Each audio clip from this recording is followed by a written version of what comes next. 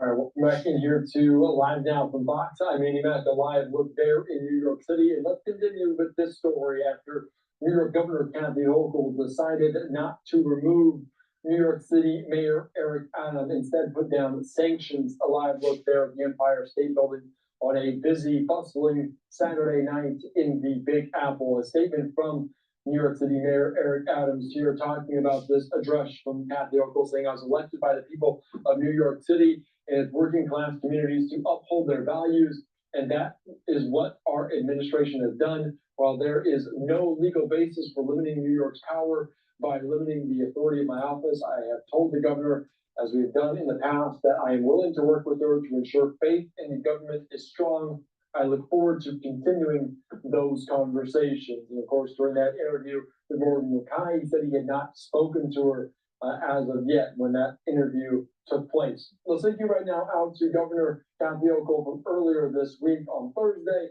speaking about the latest on these big news out of New York. Posting a photo of the president attired like a king, as well as a message declaring that indeed he was the king.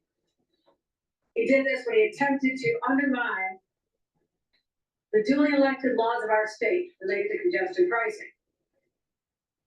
I reference this again today for one reason. We fought a war 250 years ago to depose a king who tried to impose his will on a young country. We don't have a king today because it conflicts with the very genius of a democracy, where the voices and the votes of the people, not a king, not a queen, and not a governor, should prevail. Hello, this is Dr. Paul Cottrell, and we are doing a live session on YouTube on one of the smaller channels. Thank you for joining, appreciate it.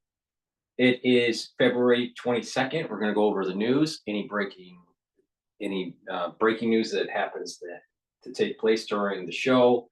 I'm going to also answer a question that Don had during the X Spaces.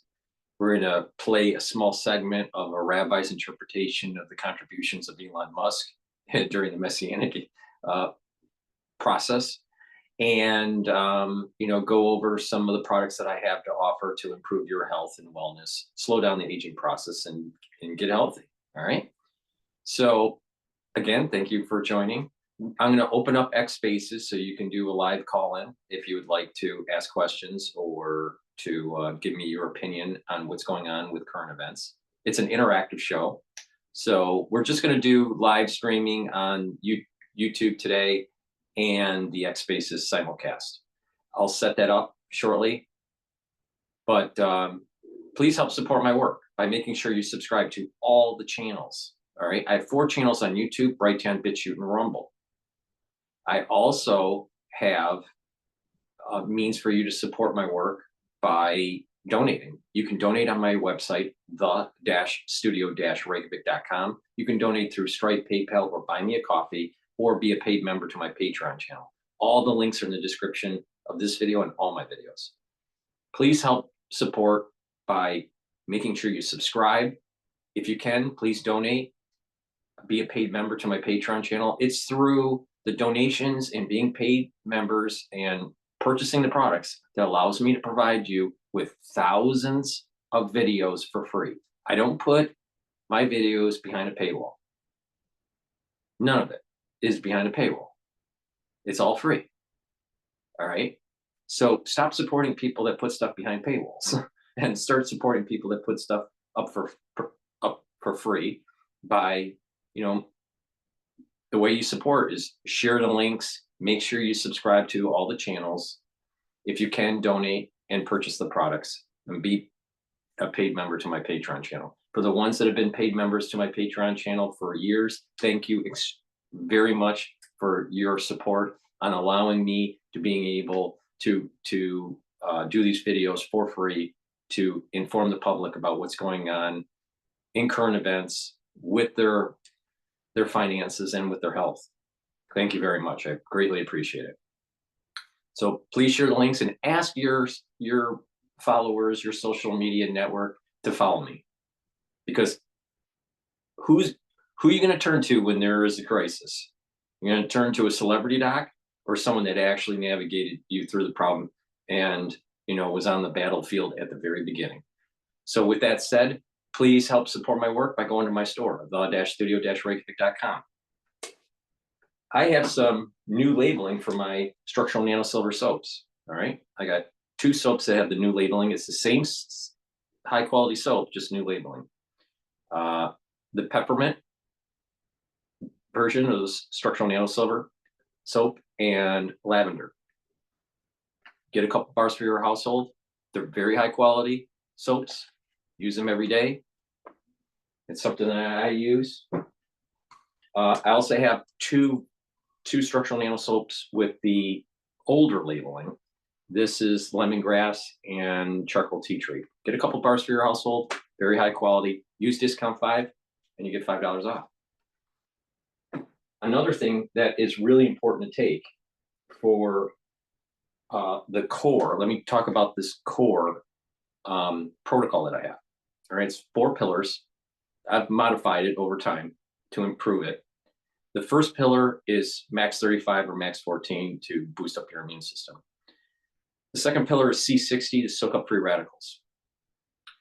The third pillar is to bring down pro-inflammatory cytokines, bring down inflammation, taking turmeric, ashwagandha, and lignans. And the fourth pillar is to boost up your energy levels and your metabolism through Boomer Boost. All right. When you package that all together as a core for your health protocol, you'll slow down the aging process. You're going to get healthy, and a lot of positive things will happen for your health. And we'll go over each one of them. That first pillar, max 14 or max 35. So go to my store, the-studio-reykjavik.com. Take the max 14 or the max 35. Take a teaspoon a day, swish it in your mouth, gargle 20 seconds, 30 seconds, and swallow. What that's going to do is boost up your immune system. Take it every day. If you're not feeling well because of the cold season, take a tablespoon or 2 a day. And then once you feel better, go back down to your maintenance dosage. So please go to my store, the-studio-reykjavik.com.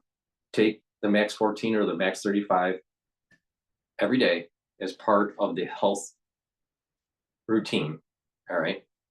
And boost up your immune system. Please go to my store, the-studio-reykjavik.com. All right. With that, let's go to live now about Mayor Adams. Office of the Deputy State Controller General, Controller for City Oversight. Because this stepped up oversight, again, this gives us an independent line of sight into potential decisions related to the federal government. This we paid for by city receipts. Once these measures are enacted, they'll be effective immediately and expire at the end of 2025, subject to renewal. I've already discussed the proposal with the city council speaker and the speaker of the state assembly and the majority leader of the New York State Senate.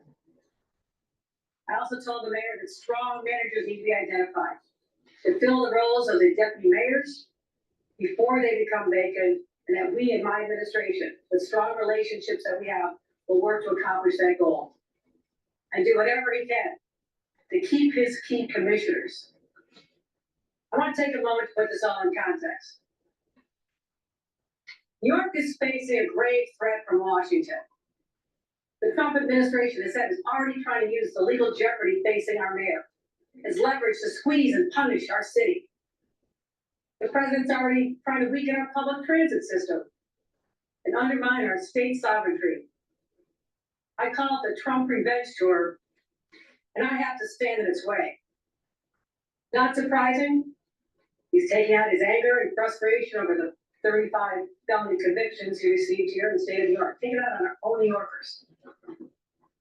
And as governor, I will be the vanguard against harm to our state and our people, and nothing will stand in our way. Once I've made a decision, I execute it, I work hard to make it work. My decision today did not come lightly, but the path forward for me is clear. I will retain the powers conferred upon me by the New York State Constitution, the city charter. It is my sincere hope that these dark days will pass, elections will occur, and the people of New York will decide who they trust to govern this extraordinary city. And we can remain laser focused and united against the storm clouds that are swirling 226 miles away in our nation's capital. My eyes are on the city, the state, and on Washington. And I'm ready and prepared to take up any fight against any threats to the well-being of our residents.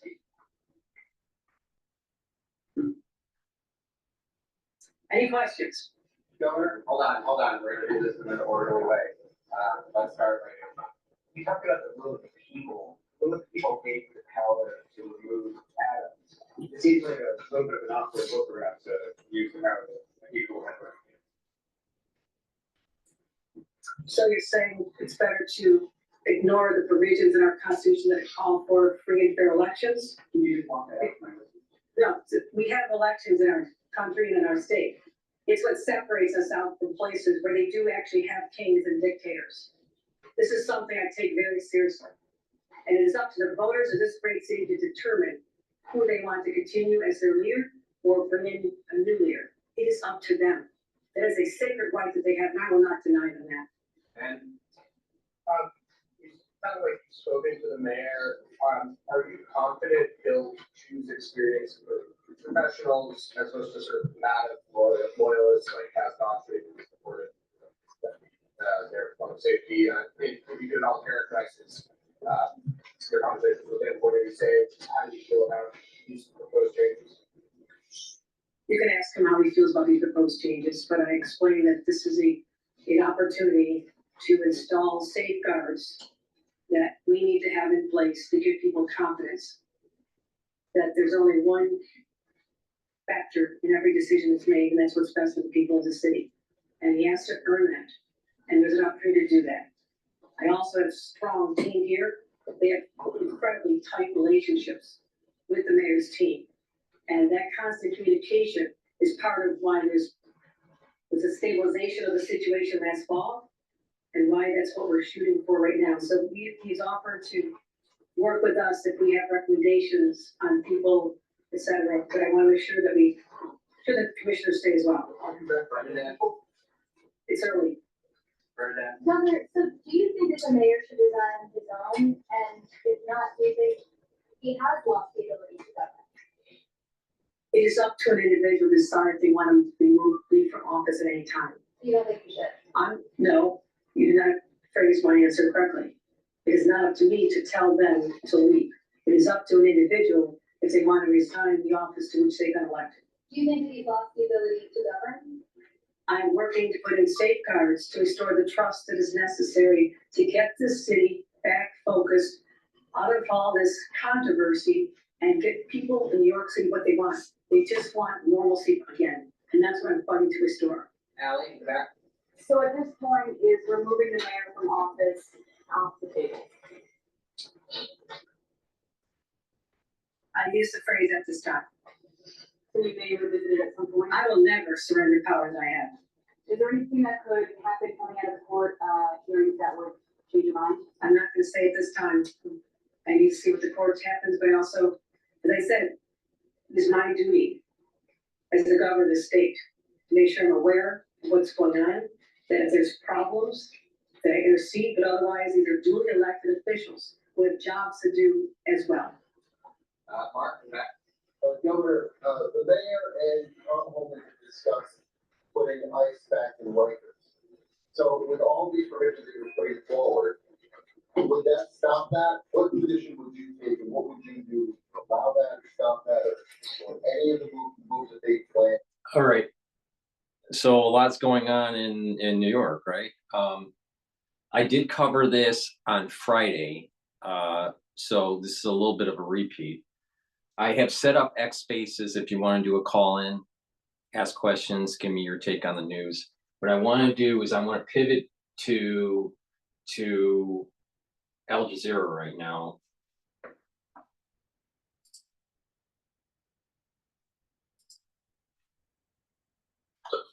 Well, yeah, I mean, the negotiations of this deal have always been difficult. That's why it has taken on months and months and months. And so the negotiators are really, they have the job cut out for them, so to speak. They need to act fast. They need to bring in the United States. They need to obligate the U.S. They need to demand that the U.S. be the guarantor in this case, and guarantor in good faith. So yes, they have a great deal of work. What they need to do now is basically call on all parties, on the two parties, to step back from the brink and see how this can be salvaged, because it can be salvaged. We saw that with the Sherry Beavis issue, it was basically, that mishap. It was corrected very quickly. The Hamas was able to determine the remains of Beavis and return his remains back to the Israelis. So it can work out. When you have issues and difficulties, they can be worked out. We saw last week when Hamas said we are going to stop for now, or put on hold the release of Israeli detainees. Then they backed up. So the negotiators, the mediators have been effective thus far. So they need to work hard and to work quickly and to make sure that both parties step back from the brink. Saeed Arakat, we appreciate your insights. Thanks very much. Thank you for having me. US President Donald Trump has been addressing the most influential gathering of conservatives in Maryland. Speaking at the Conservative Political Action Conference, Trump told the gathering that retrieving the bodies of killed Israelis was just as important as returning the remaining captives alive. And we will not rest until all of the hostages have been returned back home. Some of them are coming home in very bad condition, and some of them are coming home only as bodies. They're dead. We have a lot of them coming home now. They're dead, and these are largely young people. Young people don't die.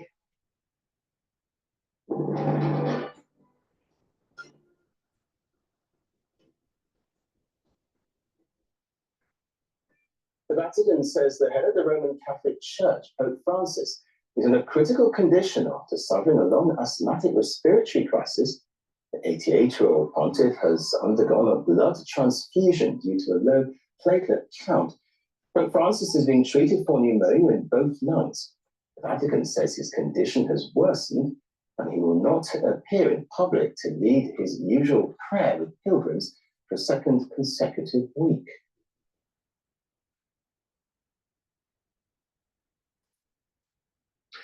The French President Emmanuel Macron says there's need for collective action to contain what he called Russia's aggression in Ukraine.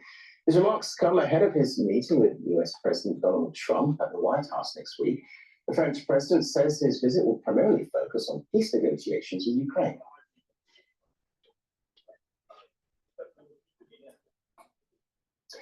The Eastern Democratic Republic of Congo, the UN Refugee Agency, says 42,000 people have fled to neighboring Burundi in 2 weeks. That's as Rwandan-backed M23 fighters advance in North and South Kivu provinces. Many refugees are making a dangerous journey by boat, are exhausted, hungry, and often sick. The UN says about 9,000 Congolese crossed the border on Tuesday alone. Well, you can find a lot more on our website, aljazeera.com. Weather is next, followed by Inside Story. Stay with us.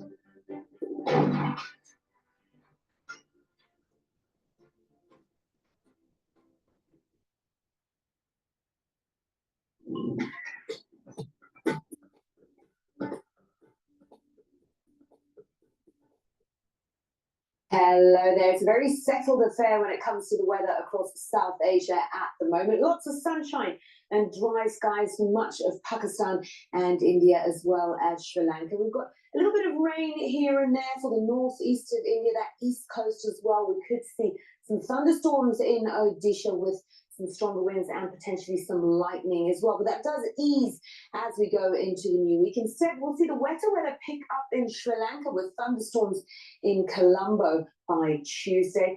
Could also see some wetter weather developing in northern parts of Pakistan thanks to a westerly disturbance moving its way across Afghanistan. That could also bring some snow to the higher ground. Okay, as we cycle through Al Jazeera's news I want to pivot over to CNN. Trump fires U.S. General and Navy Chief. But let me just plug the drops and the lozenges. Please help support my work and get the great products that I have on my store, the-studio-reykjavik.com. I have lozenges and drops, very high quality structural nanosilver lozenges and drops. For the lozenges, which are larger, you can get it in Manuka honey and also in elderberry zinc. Get a couple lozenges, get a couple bags of lozenges for your household or for your work. You're going to need them right when you have that irritation in your throat. Take them right away and mitigate the problem, either in the cold season or even in the allergy season. We're going to be getting out of the cold season soon, and we're going to be going into the allergy season. So it's really important to stock up on the lozenges and the drops. With the lozenges, you get 21 in each bag, and for the drops, you get 100 small drops in each bag. It's the same high quality structural nanosilver drops that I was selling before. It's just in a new packaging. It's a better packaging. So you can get it in cherry. You can also get it in blueberry and in honey and lemon. This is very high quality. Get a couple drops, get a couple structural nanosilver drops and lozenges for your household or for work. Right when you have that irritation, take them right away to mitigate the problem, either during the cold season or during the allergy season. Extremely important. So just stock up when you need them, take them. Please go to my store, the-studio-reykjavik.com. Use discount 5 on any order and you get $5 off. So please help support my work by going to the store, the-studio-reykjavik.com. Link is in the description of this video and all my videos, and get the great products I offer. Thank you for joining X Spaces. For the ones that are watching the live stream on YouTube, if you want to ask a question, you can join X Spaces and just ask for the mic, and you can tell me your thoughts about what's going on in the news or whatever. This is an interactive show, so thank you for joining. I'm going to pivot over to CNN now and play this video that they published about the U.S. General and the Navy Chief being fired. Evening, we begin tonight with breaking news. President Trump has just fired the chairman of the Joint Chiefs of Staff, his top military advisor. He made the announcement on social media, quoting from his post, "I want to thank General Charles C.Q. Brown for his over 40 years of service to our country, including as our current chairman of the Joint Chiefs of Staff. He's a fine gentleman and an outstanding leader, and I wish a great future for him and his family." The president went on to say, "Today, I'm honored to announce that I'm nominating Air Force Lieutenant General Dan Raisin King to be the next chairman of the Joint Chiefs of Staff." Now, Defense Secretary Pete Hegseth had previously called for General Brown's firing because of his, quote, woke focus on diversity, equity, and inclusion programs in the military. Hegseth on our radio show last fall said, or a podcast last fall said, first of all, you got to fire the chairman of the Joint Chiefs. And he went on to talk about how any general involved with DEI efforts should be fired. Either you're in for war fighting and that's it, he said. CNN's Caitlin Collin has more reporting on this, and she joins us right now. It's not entirely unexpected, especially since the new defense secretary has been talking about this before he was even being considered for that job. How much of this is about DEI? Well, I think it depends on your definition and what that looks like. And I will say that when Hegseth got confirmed as the defense secretary, that he stood next to General C.Q. Brown, and who was the president's top military advisor, effectively, and said that he looked forward to working with him. So we actually saw him strike quite a different tone after Hegseth had gone through the confirmation process. It was actually at the Pentagon. But one thing that was clear was this is something that has been long rumored for weeks now, that this was in the works, that this was going to happen, that they had not changed their minds on that feeling initially of General C.Q. Brown ever since you heard those comments from Defense Secretary Pete Hegseth. And just to drive home how unusual this is, the chairman of the Joint Chiefs of Staff, Anderson, typically stays regardless of who the president is. Even if they change parties and it's a different administration, they stay for that 4-year term. And he started his in October of 2023. But just because there seems to be an organizational precedence doesn't mean that it should go on infinitum. So what? Maybe that's the problem with the deep state. They're used to these ideas that the ones that are institutionalized in that agency or in the government of that branch or whatever, or military, whatever it is, that they're just going to transition from one presidency to another, and that they're not beholden to the electoral process. No, so what? This is the problem with CNN is that if you listen to in between the lines, they're always like, well, Trump's going against precedents. Well, that's part of the problem. That's how the deep state works. And it roots into the system, and it truly believes that they are not beholden to the people because they don't go through the electoral process. Wrong. Just because there was a precedence from going from one administration to another, to another, to another, doesn't mean it should continue forever.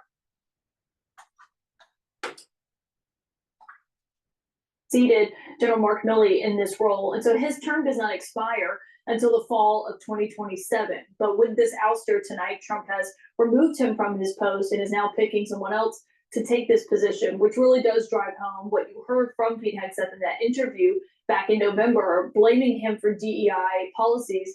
That is obviously part of this. And I've been talking to people in recent weeks, none of them would say on background or privately that CQ Brown's job was assured in this role. I will note today he was posting pictures. He was at the southern border and was talking about the work that the military has been doing and what that partnership looks like. And so he clearly was still doing his job as of just a few hours ago before Trump announced on Truth Social tonight that he was ousting him.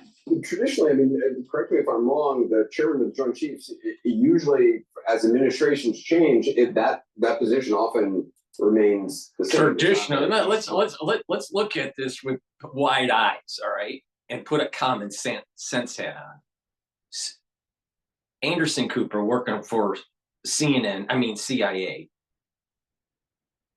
was an intern at the CIA when he was younger. We know that the CIA embeds themselves in the media through the Smith Modernization Act. And then he's pontificating about how, well, this is against precedents. It is the right of the president, if he feels as though his military commanders aren't going to follow suit on policy, or he feels uncomfortable with them, or does not believe in their leadership, it is completely in Trump's power to fire anyone in the military. Anybody. Why? Because he's the commander-in-chief.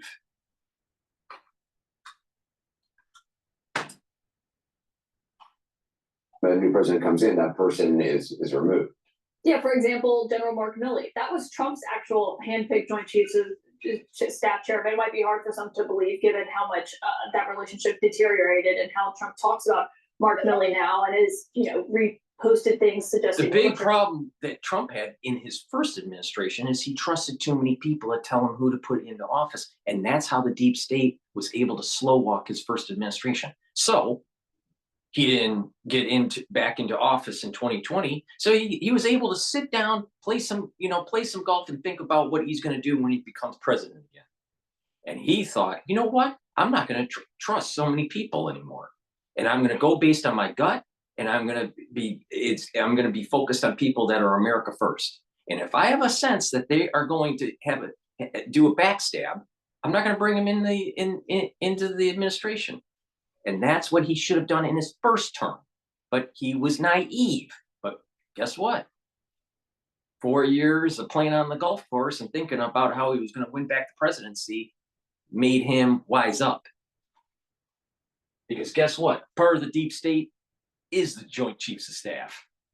Why? Because there isn't a weapons program that they don't want to pay for, no matter how ineffective it is. Why do we have like 14 different versions of the F-35?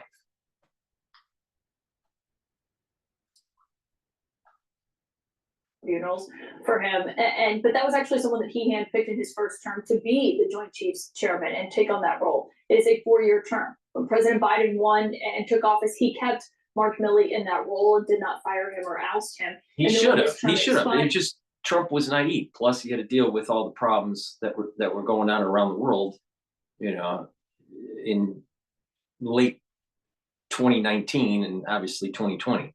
But he could bring on a chief of staff, put him on, he's going through the confirmation and all that. He's there. And then all of a sudden, after a week, he says, you know what? I just don't like you. And gets rid of him and has to go through the process all over again. It's in his power to do.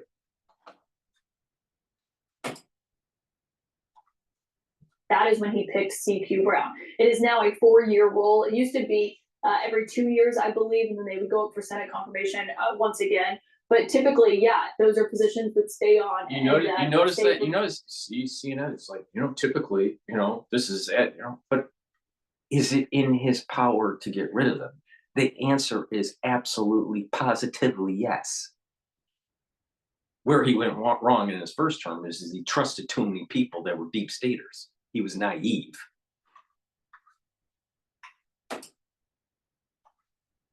List of the political party. And so the thing to watch here tonight, though, Anderson, as this is the first major firing that we are seeing happening at the Pentagon since Trump took office just a little over a month ago, is whether anyone else is to follow. Because there have been rumors that have been rampant in Washington for weeks now that there is going to be mass firings, I would say multiple firings at the leadership of the Pentagon. It's been hard to run down whether or not that's actually going to happen, but tonight we are getting this late night announcement.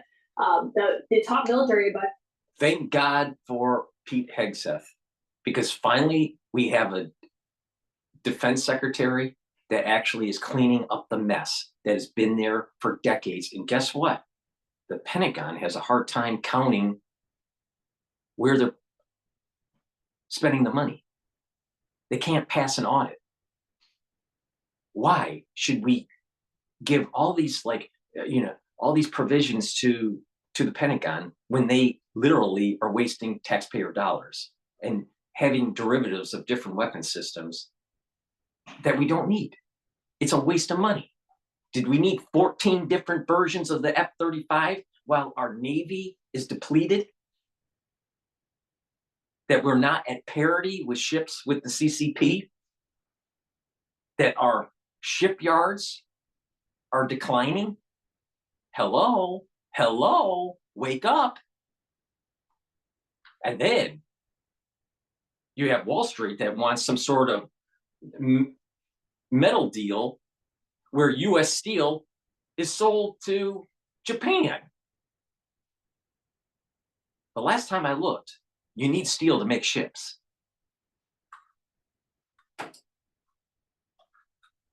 The president has been ousted.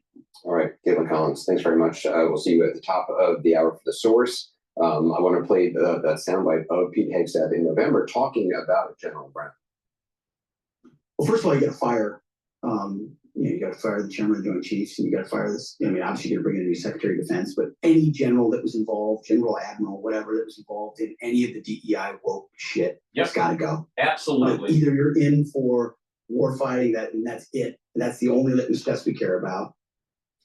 Yep. Joining us now is Ron Manning. But I would, and because that was taken, it was just a clip. So I don't know if Pete Hegseth also added that in the podcast, added this other statement in the podcast. I don't know.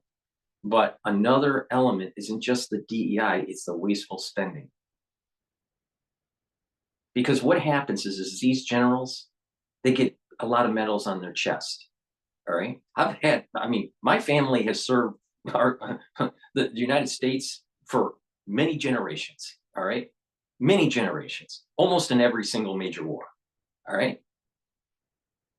But these generals, so, I'm very pro-military. These generals, they get lots of different medals on their chest. And these generals that we're talking about are after Vietnam, not during Vietnam. So we're talking, some of them start serving during Reagan's time, so it's like the end of the Cold War. They served in Iraq and Afghanistan, Desert Storm, They get these medals on their chest, and lots of them, but didn't win a war post 9/11. We didn't even win the Gulf War. Gulf War I, you remember that? With Saddam Hussein?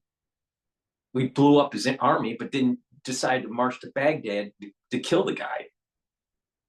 Then we had to have Iraq, version 2 after 9/11. So we haven't won wars, but they have lots of medals, and they spend a lot of American taxpayer dollars, and they push these stupid DEI woke agendas. Now, what happens is that you have middle America serving in the military, seeing this crap, and they say they don't want to re-enlist because they don't want to be a part of it. My brother served in the army, and he saw this bullshit starting in the 90s, and he didn't re-enlist. So guess what? It's not just the DEI, but there's an overall culture that's changing because of this kind of wokeism and wasteful spending. And now we're weakened. Our Navy is weakened. Now we have Pete Hegseth that gets in and says, hey, we're going to be more lethal and we're going to win wars this time. Finally. I mean, literally, Miley has a bunch of medals on his chest, and he hasn't won one fucking war. Not one. But he spent trillions of dollars of American taxpayer money.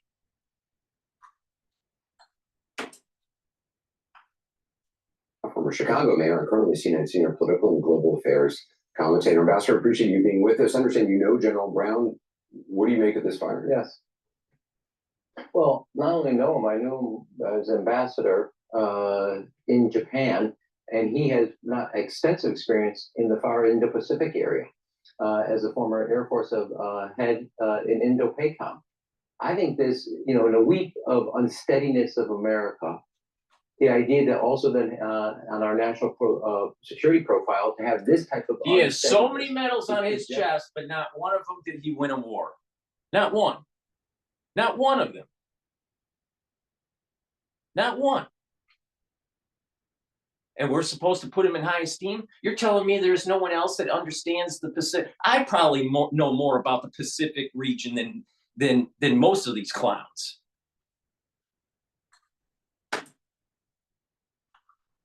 A level of weakness. Now, see how this plays out. Right now, China is doing a military exercise they've never done before off the coast of Australia. Live fire. It's impacted civil aviation there. Because of the weakness, China is doing something we have never, ever seen. What is the United States communicating? Chaos at home, a firing over some political difference, if that's the true reason. It is unsteady both in Europe, and now it's unsteady in the military. Wait, let's get this straight. He was an advisor to Obama. And Obama's administration weakened our military, especially when it came to the Navy. Now, Obama did say that we were going to pivot to Asia. But the thing is that during the Obama's administration, guess what? We kept on shipping jobs overseas to China and building up that supply chain so you could buy cheap goods at Walmart. So we were importing deflation while we were hemorrhaging manufacturing jobs. And guess what? You need manufacturing to actually sustain a war effort. That was Obama. So we're going to assume that Emmanuel is a Pentagon of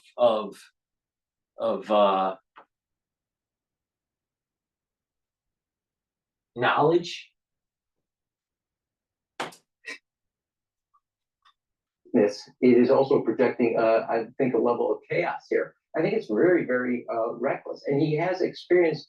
I dealt with him many times as ambassador. His knowledge.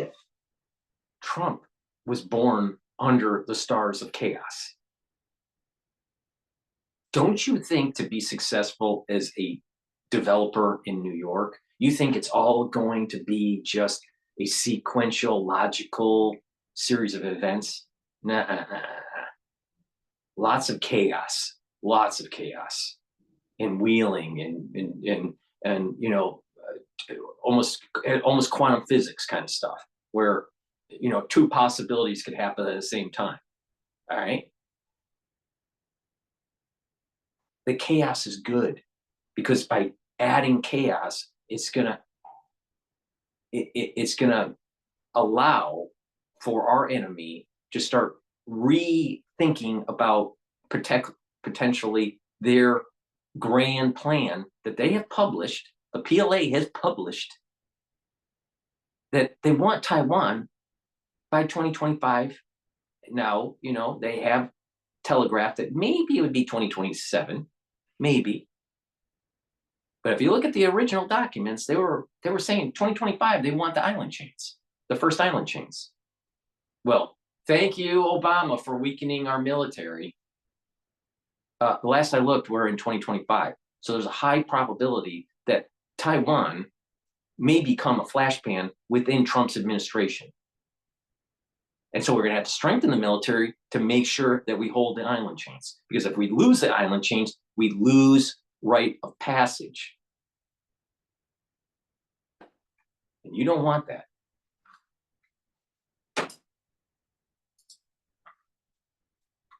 Trust that Australia, New Zealand, its counterparts in India, in Japan, and South Korea. This is not the type of thing you want to have at a moment where people are trying to figure out where the United States is going, what the type of leadership is. I think it actually projects very bad, not just on the United States. It is something our adversaries are going to take advantage of. President Trump also said he's going to have Defense Secretary Pete Hegseth solicit nominations for 5 more high-level military posts. Does that sound like, I mean, a purge of some sort at the highest levels of the American military? Is this common? Because it's not, you know, just because it's uncommon doesn't mean it's not right. See, that's the point. That's the whole point of me getting upset, you know. And we're only 6 minutes and 49 seconds into a almost a 10-minute video. Just because you're breaking precedents doesn't mean it's wrong. Breaking precedents may actually be a good thing, because guess what? We keep on screwing things up with precedents. Well, didn't Einstein say if you keep on doing the same thing over and over again and you're not changing the results, it's called insanity? I was there for President Clinton and President Obama. You kept people in because there's something to the steadiness, the trust, and the relationships they built worldwide that people know they can count on America. Look, his knowledge, CQ's General Brown's knowledge of the region I worked at extensively was a checkmate on China. There was many allies and friends that knew him. Oh, really?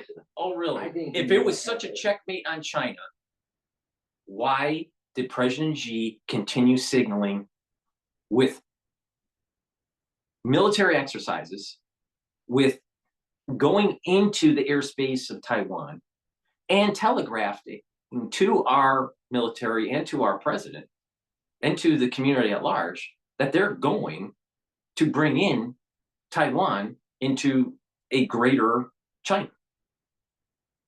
I'm not making this up. That was under Biden's administration. She said it during Trump's first term. She also said it during Obama's administration. Aren't they listening? Now, majority of that tenure of these so-called experts, what did they do to counteract that? Did they checkmate President Xi? No. The Americans kept on paying for cheap goods and building up the PLA. We were literally funding the buildup of China's weapons program because we wanted cheap spatulas at Walmart. Level of impact where a lot of folks across the branches of the armed forces are going to start to look over their shoulder and pull back or risk of getting on the wrong side. This is not the moment in time. I think the United States wants our men and women, not just in the armed forces, but more importantly in their leadership, unsure and unsteady in questions. You have moments, and I just use this example because it's prevalent out there. China is doing something we've never seen off the coast of Australia in front of Sydney, and live fire. They've never done this. The United States is nowhere to be seen, found as a deterrent with one of our closest allies in the region. And now, rather than and the reason why we don't have a deterrence in the Pacific Rim is because we don't have enough aircraft carrier defense groups. And oh, by the way, the Harry Truman is damaged by going through the Suez Canal, so that's out of commission. Thank you very much. And this is all under fucking Obama.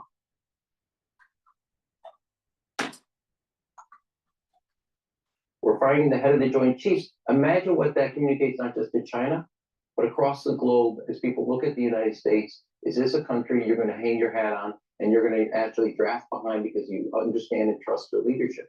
And I say that because we had many dinners with all the Indo-PACOMs with President Obama. There's a connectivity between the president and the military leadership, and that's essential for our national security. This also comes at a time as the war in Ukraine continues, and obviously there's now a realignment with this administration and our European allies, who traditionally have been our allies, and Russia.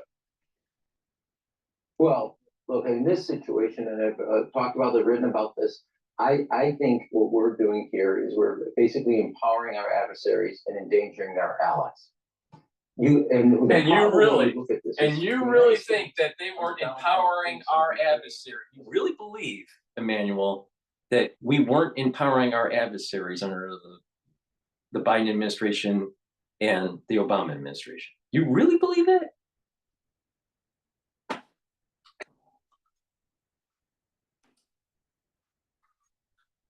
State deal. They got 20%. They get that. That's how much Russia has now of Ukraine. Russia is looking at these negotiations. This is about Ukraine's sovereignty, and we're going to claim it. It's a totally different discussion between the United States. We're just looking at it, president's background. It's real estate. Russia sees the grand power play here in Europe, the projection. This is not just Ukraine's sovereignty. Moldova, Latvia, Lithuania, Estonia, Poland, every place where we put troops, they've now said we've not only gotten everything we've. Putin is not healthy. Putin is 72 years old. He might be turning 73 this year, I think. His country's exhausted with the war effort. He has to import North Koreans. His manufacturing isn't as robust as it was pre-war. Both countries, Ukraine and Russia, need the reliance of other countries to maintain the war effort. If other countries don't support the war effort, it grinds to a halt because both sides are exhausted. Now, you really think that Putin, after a peace agreement and trying to get integrated back into the global economy and be a key player at the G8 summits and align more economically with the United States and get the sanctions off, do you think Putin would risk trying to go after Moldova? He's exhausted. He can't continue a war effort. It's not going to happen. Wake up. The war that's coming is with the United States and the CCP, and we better have more allies. That's why Trump is aligning with Modi. We just heard that last week about trade agreements, and there seems to be a warming up of relations between India and the United States. That's a southern ally for a multi-front war on China. If we can bring in Russia, we got a northern front ally. And we can then pinch the CCP from the north, from the south, and from the east. But if you got perma bears all the time from the Cold War poking at Russia with NATO expansionism, do you think that there is a chance in hell that we're going to have an ally to fight the CCP? Of course not. That's what happens when you stick to precedents.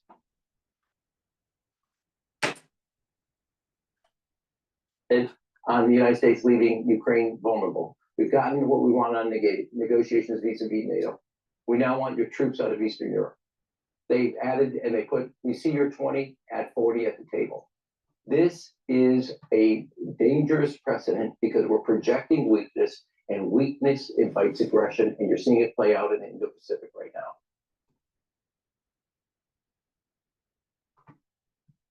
All right. We are run by a bunch of idiots. We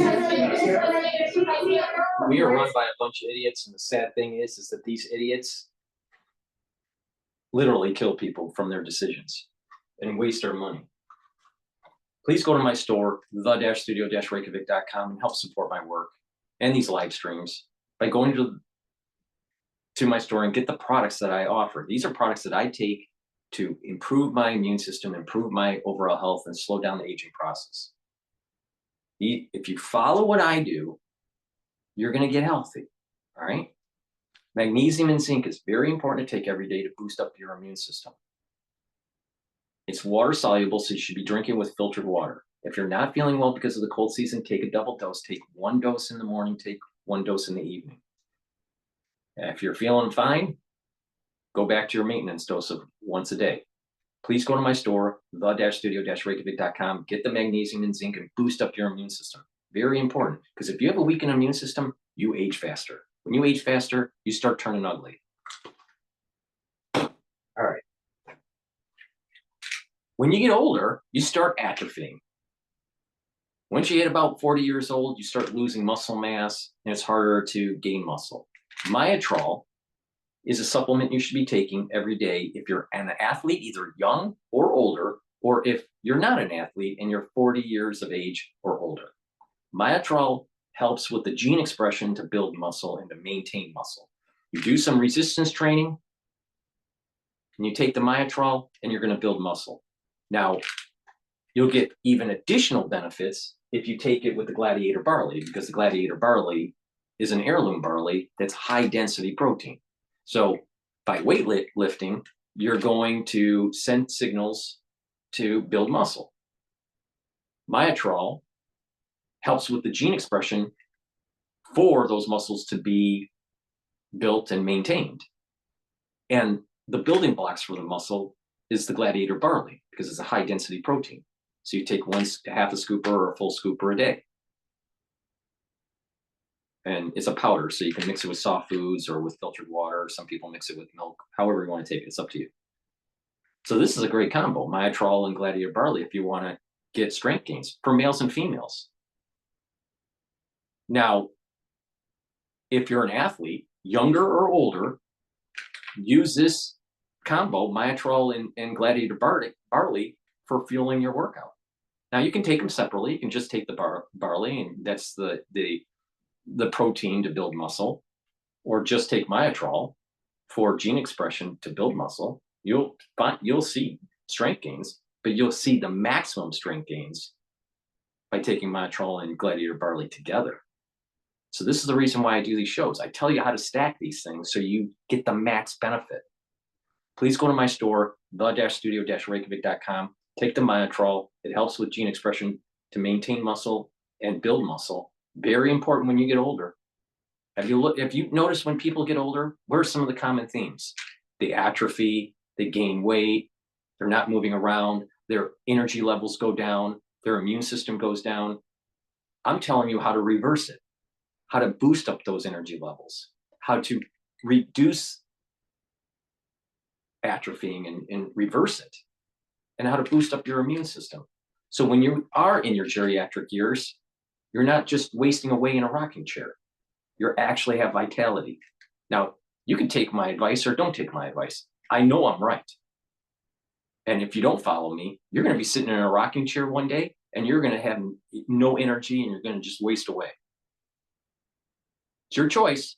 Please go to my store, the-studio-reykjavik.com. It's the-studio-reykjavik.com. Use the discount 5, and you get $5 off, and stack it the way I'm telling you to stack it. The stuff works. For the ones that have been following me for many years, you notice I'm not aging? No, I'm not a vampire. It's because my anti-aging protocol works. Thank you very much. All right, let's listen to what's going on in Al Jazeera. It looks like they're talking about the West Bank, I think. Well, I find another video to complain about. Release of Palestinian prisoners and detainees would only happen if the release of Israeli captives is guaranteed without rituals, which he called humiliating. It is unclear what that means, because the only remaining Israeli captives in the category of phase 1 are 4 bodies of Israeli captives killed during the war by Israeli bombardment, according to Palestinian groups. So there are a lot of questions, a lot of dashed hopes as well, and a lot of work for the mediators who had hoped the release of over 600 Palestinians and 6 Israeli captives would push both sides to the negotiating table to secure an agreement on phase 2 that would secure the release of all remaining Israeli captives and withdrawal of Israeli troops from Gaza and an end to the war. For now, all of that is up in the air. The governor of Ramallah announced that her office would be hosting and providing accommodation for the dozens of family members who waited for hours in the bitter cold to receive their loved ones, only to be disappointed after a long, cold night. Raudi Al Jazeera, Amman. Tarek Al-Azum reports from Khan Yunis in southern Gaza, where Palestinians have been waiting for the release. The Israeli Prime Minister's office has declared that they have postponed the release of the Palestinian detainees due to the very remarkable humiliating procedures that have been widely seen with the Israeli captives. They have said that they will release the Palestinian detainees once they can see a change of the humiliation treatment that. I mean, think about this. It's so strange and lopsided. Israel gets a few hostages back, and then Israel has to give 600. They get, Israel gets 5, and then, hundreds to Hamas. It is very lopsided, I think, but not just that. There's a lack of regard on both sides. Again, like I said, all wars, no matter who conducts them, all wars have war crimes. Both sides, all wars. Now, some of it is institutionalized, like the Nazi Party, and some of it is more at a ground level where it's a platoon, or if it's 1 or 2 soldiers. But all wars, both sides have war crimes. So Hamas has done war crimes. IDF has done war crimes, for sure. But this lopsided trade with hostages is ridiculous. And then not only that, how Hamas has treated these hostages and just threw them in mass graves when they died. And then when they dig them up, they don't even know who they're digging up. And this is why I kept on saying that we're in very tumultuous times. We're in, times that test men's souls, right? And women. But the thing is that there's a battle that's going on between good and evil. And we're seeing it playing out on CNN on a daily basis. Not just CNN, but you get the point. So it's just, it's ridiculous. And the lopsidedness of this, and unfortunately, you had a international community that kept on kicking the can down the road all the way to the point where now we're at the point we're in, where weapons kill more people, the population densities are larger, there's more collateral damage, it's more costly. If Israel got the job done in the 70s and won the war, we wouldn't have this problem. If Israel got the job done in the 80s or the 90s or in 2000 or 2010s, we wouldn't have this problem. But it was the international community saying, ceasefire, kick the can down the road so we can have more collateral damage. So the international community has put the whole world in this situation, because with war, it has to be all in or don't do it. You've got to win. You can't ceasefire your way out of a war. It doesn't end that way. You have to win 100%. The enemy has to 100% capitulate. We didn't have that with these stupid ceasefires from the international community. The Ribby told Netanyahu in the 1980s, warning him. This is before Netanyahu became prime minister. He was just a representative, a delegate at the UN. But the Rebbe told Netanyahu, guess what? Something big is going to happen in your life. And he gave him 3 things that he has to follow to be successful. Do not care about what the international community has to say. Do not be fearful and do not be hubris, and you will be victorious. All 3 of those were broken, and that's why Israel didn't get the job done. And that was warned to him in the 80s. Now, how does someone that's an old little guy know that we would be in the situation we're in today and warn Netanyahu specifically that he had to follow this edict? Now, do you think that the little old guy telling this to Netanyahu is a little bit more wise than anyone in the room at the UN? I think so. Well, we didn't listen, and now we have global war. All right, let's pivot to SCOTUS. Leaders coming into the Situation Room right now. We just got an important ruling from the U.S. Supreme Court on President Trump's attempt to remove a top federal watchdog. Our chief Supreme Court analyst, Joan Biskupic, is joining us right now. So what did the High Court just say, Joan? Sure, good to see you, Wolf. This is the very first Supreme Court test of Donald Trump's second term agenda. And I can tell you that the justices already were struggling. They essentially punted. This case, as you said, involved President Trump's ability to remove an appointee of President Biden who should have been able to serve a full 5-year term. He was just appointed last year, but Donald Trump is trying to remove this man.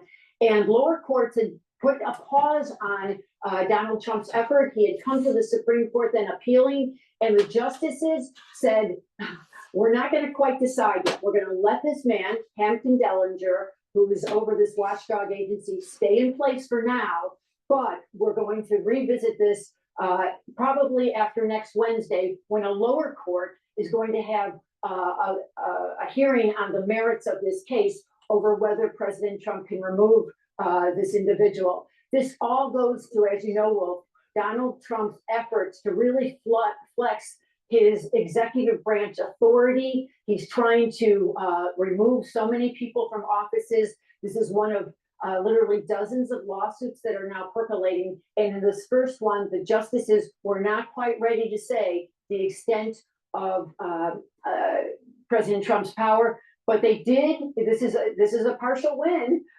for the challengers to Donald Trump, because they're letting this individual, Hampton Dellinger, stay in office. So you know what the president had wanted was for the court to immediately say he has to go. Now there was a split in how the justices decided this, and let me just lay it out. First of all, it was an unsigned opinion, but the majority was saying that it needed to postpone any action until at least next week. Justices Gorsuch and Alito, 2 conservatives, said that they would have sided with President Trump and let him act in this case. 2 of the strongest liberals, Justices Sotomayor and Jackson, said they would have totally sided with the challengers here, with Mr. Dellinger. So it shows you that we get a little bit of a glimpse of some of the dilemma of the justices in this first major test, and we're just going to keep seeing them come week after week after week, Wolf. Sure we will. All right, Joan, thank you very much for that update. I want to bring in our legal experts to assess what's going on. Jennifer Rogers, how big of a setback potentially is this for the Trump administration? Well, we don't know yet, Wolf. They've really just put it on pause. This isn't the merits of the matter. This case came up on a temporary restraining order, and there's a question as to whether a temporary restraining order is even appealable in the first case. So that may be where the justices kind of got sideways. Some of them wanted to hear it on this basis, others maybe didn't. That may be why they've come out the way they did right now. But we won't know until they take the case on the merits what the court thinks of what the case is really about, which is what obstacles can Congress place in the way of the president in firing someone like the special counsel. There's been kind of a narrowing over the years of Congress's ability to stop the president from firing people inside of the executive branch. And so we won't know until we actually get a merits ruling what the court is going to do on that question. Steve Vladeck is also with us. He's an expert on the Supreme Court. You know the court well, Steve. Are you surprised, first of all, by this? A little surprised, Wolf. I mean, I think it's odd for the court to issue a ruling that says we're not going to issue a ruling. Now, but I think, remember what happened during the Biden administration with whistleblowers. FBI agents and other individuals within government would whistleblow about nefarious activities that were going on, especially at the FBI. And the FBI went after the whistleblower. So these, you know, the whistleblower independent agency didn't help. See, if you go against the deep state kicks, you know, goes after you, even if there's an independent agency for whistleblowers. So it didn't work. Why didn't it work under the Biden administration? Oh, the whistleblowers were talking about the nefarious activities that were going on with the Biden administration and within the FBI. So why not get rid of the agency if it's not working? Oh, it's not about whistleblower. It's not an independent agency for whistleblowers. It's really an agency to try to find who might expose the deep state and then go after them.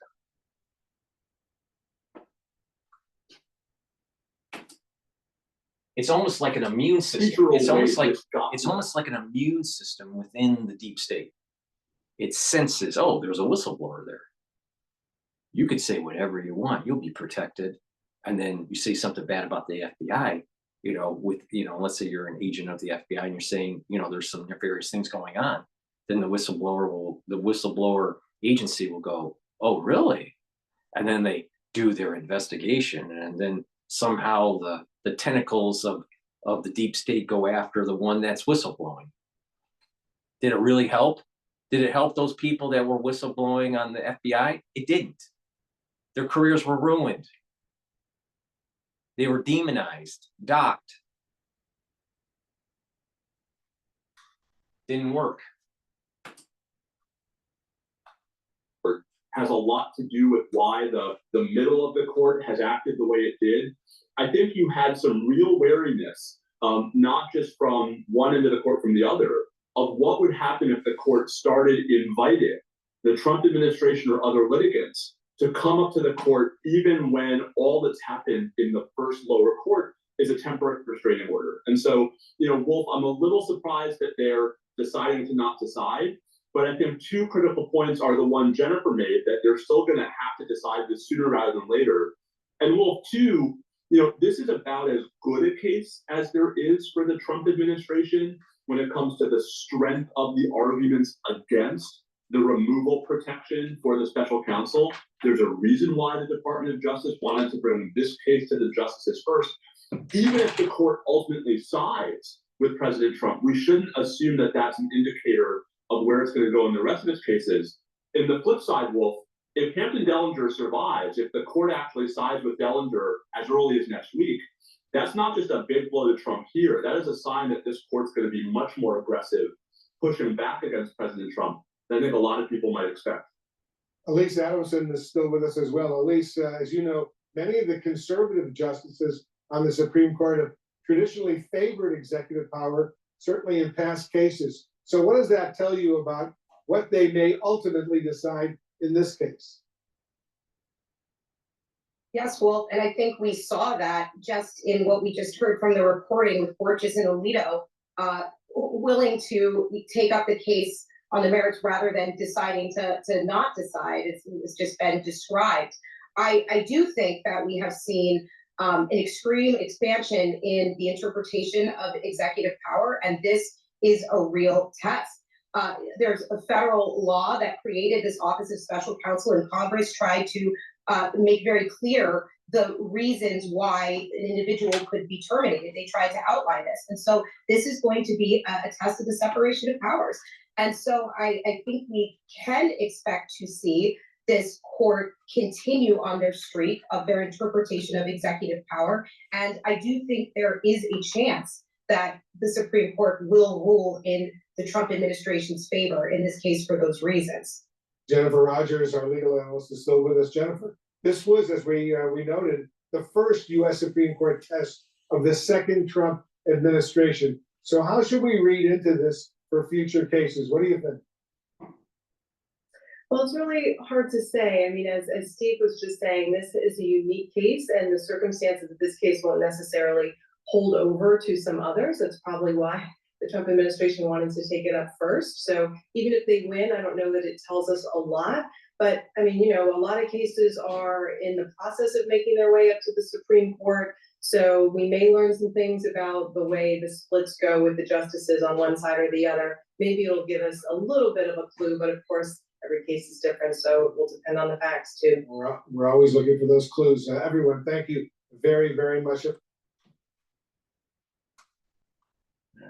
Financial. Now, what I want to do get when you're on budget and on cloud nine. What I want to do is that there was a rabbi that was talking about Elon Musk, and I played it on, I think, episode 12, and I was asked the question by Don on X Spaces what the 4 main points of the process were that the rabbi talked about. And I told him that I was going to replay that part of it. So let's get to that point. This is a video for the ones that don't know. This is a video. It's called Messianic Contributions of Elon Musk. This is the thoughts of an Orthodox rabbi, very knowledgeable in Talmudic studies and the Torah and Kabbalistic thought. And this is something I didn't know, and maybe, you know, many people didn't know.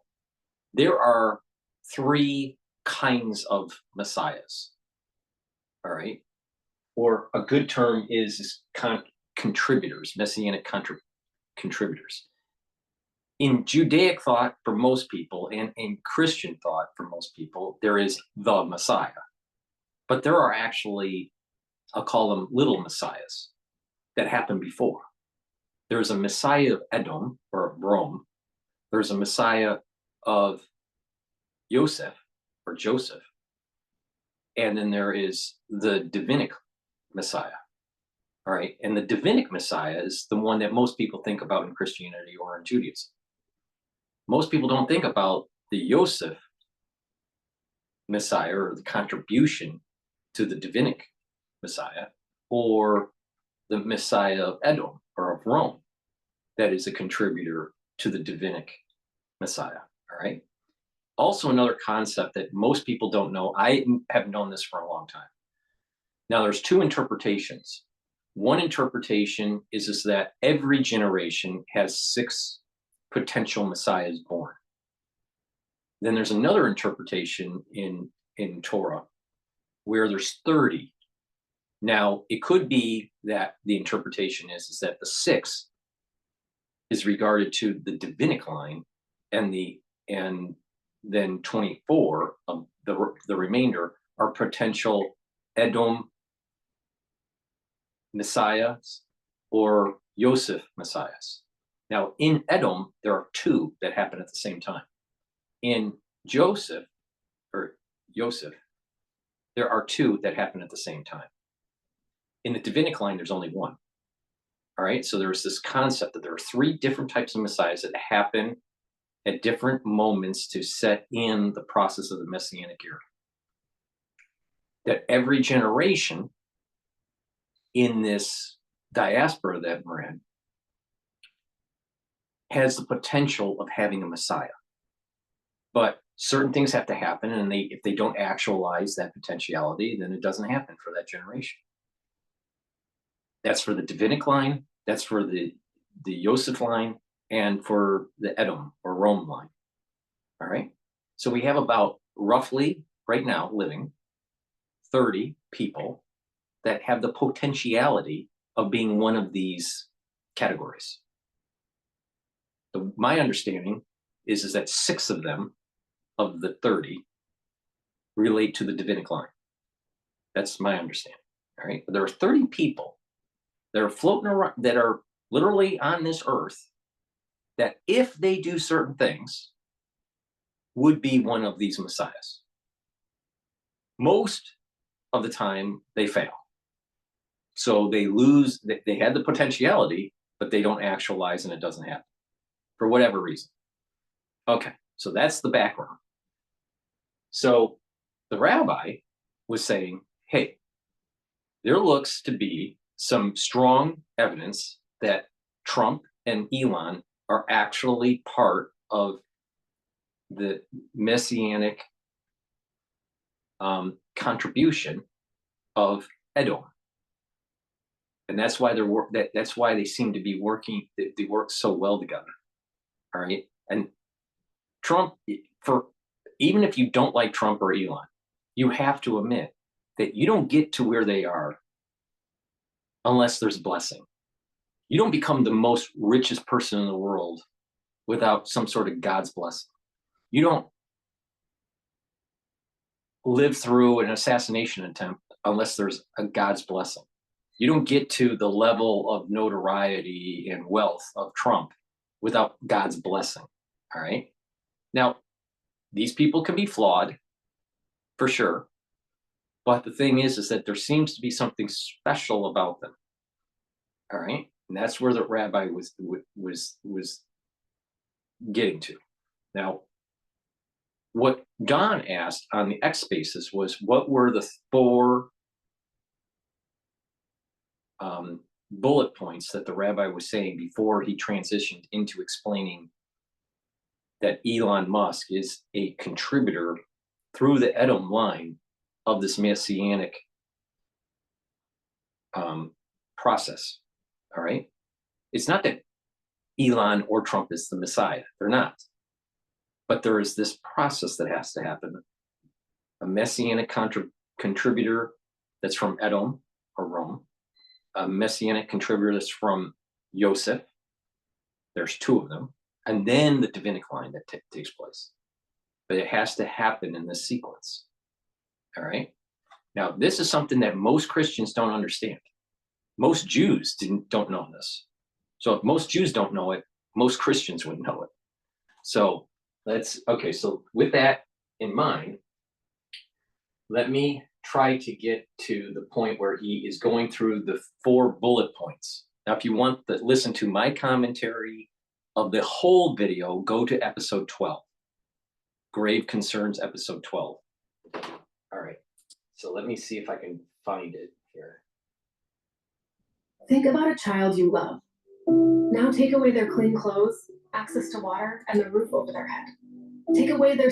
That is where the good itself has to reach a higher level. So once evil is gone, and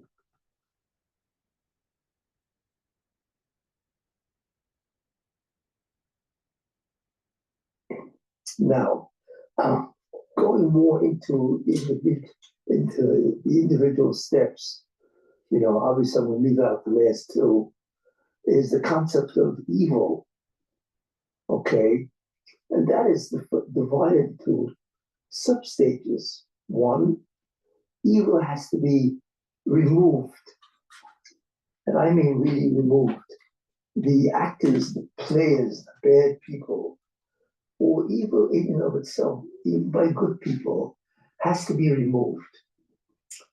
That's number 1. Not only is it have to be removed, but it has to be replaced with good. You see. And good means to be concerned, which is interesting. Good means to be concerned with enhancing and improving being of oneself and of others.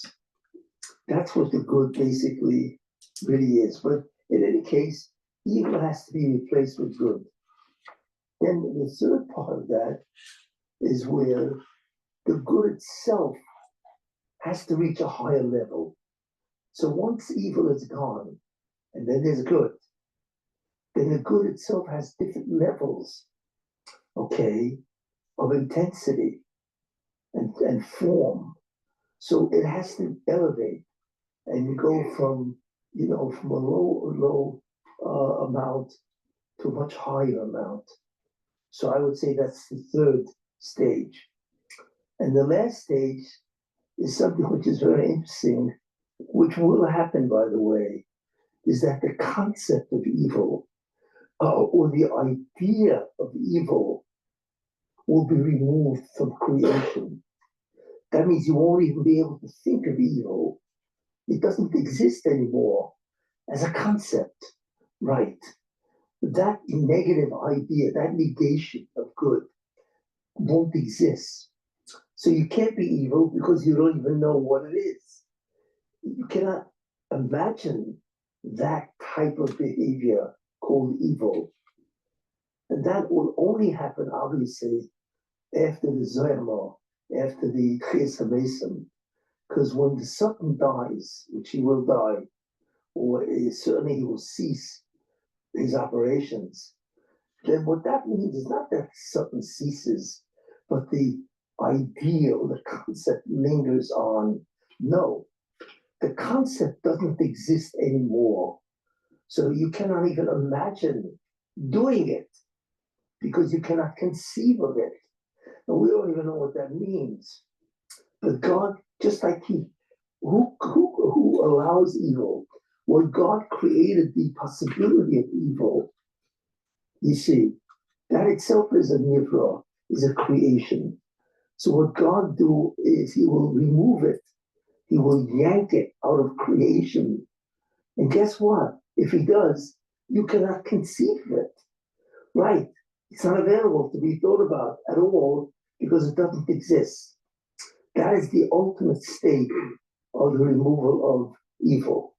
So I'm just telling you the different sub-stages of the removal of evil itself.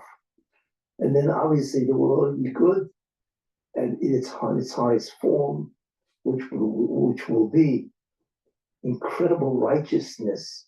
I really mean incredible righteousness and incredible holiness, right? And incredible divinity, which we can only begin to imagine. All right, I'm going to rewind this for a second. I want to rewind this for a second to it was 7.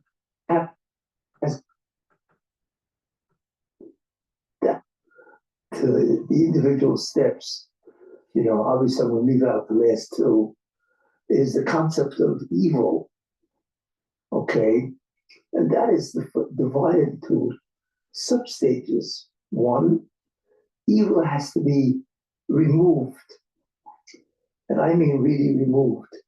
The actors, the players, the bad people, or evil in and of itself, even by good people, has to be removed. That's number one. Not only is it have to be removed, but it has to be replaced with good. You see, and good means to be concerned, which is interesting. Good means to be concerned with enhancing and improving being of oneself and of others. That's what the good basically really is. But in any case, evil has to be replaced with good. Then the third part of that is where the good itself has to reach a higher level.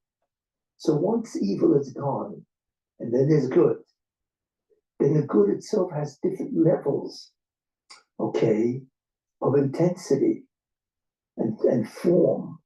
So it has to elevate, and you go from, from a low amount to a much higher amount. So I would say that's the third stage. And the last stage is something which is very interesting, which will happen, by the way, is that the concept of evil or the idea of evil will be removed from creation. All right. Okay. So to answer Don's to answer Don's question, there's 4 stages to this process. Evil is killed off and removed. And that the evil, the void that the removed evil is replaced by the good that killed it off and removed it.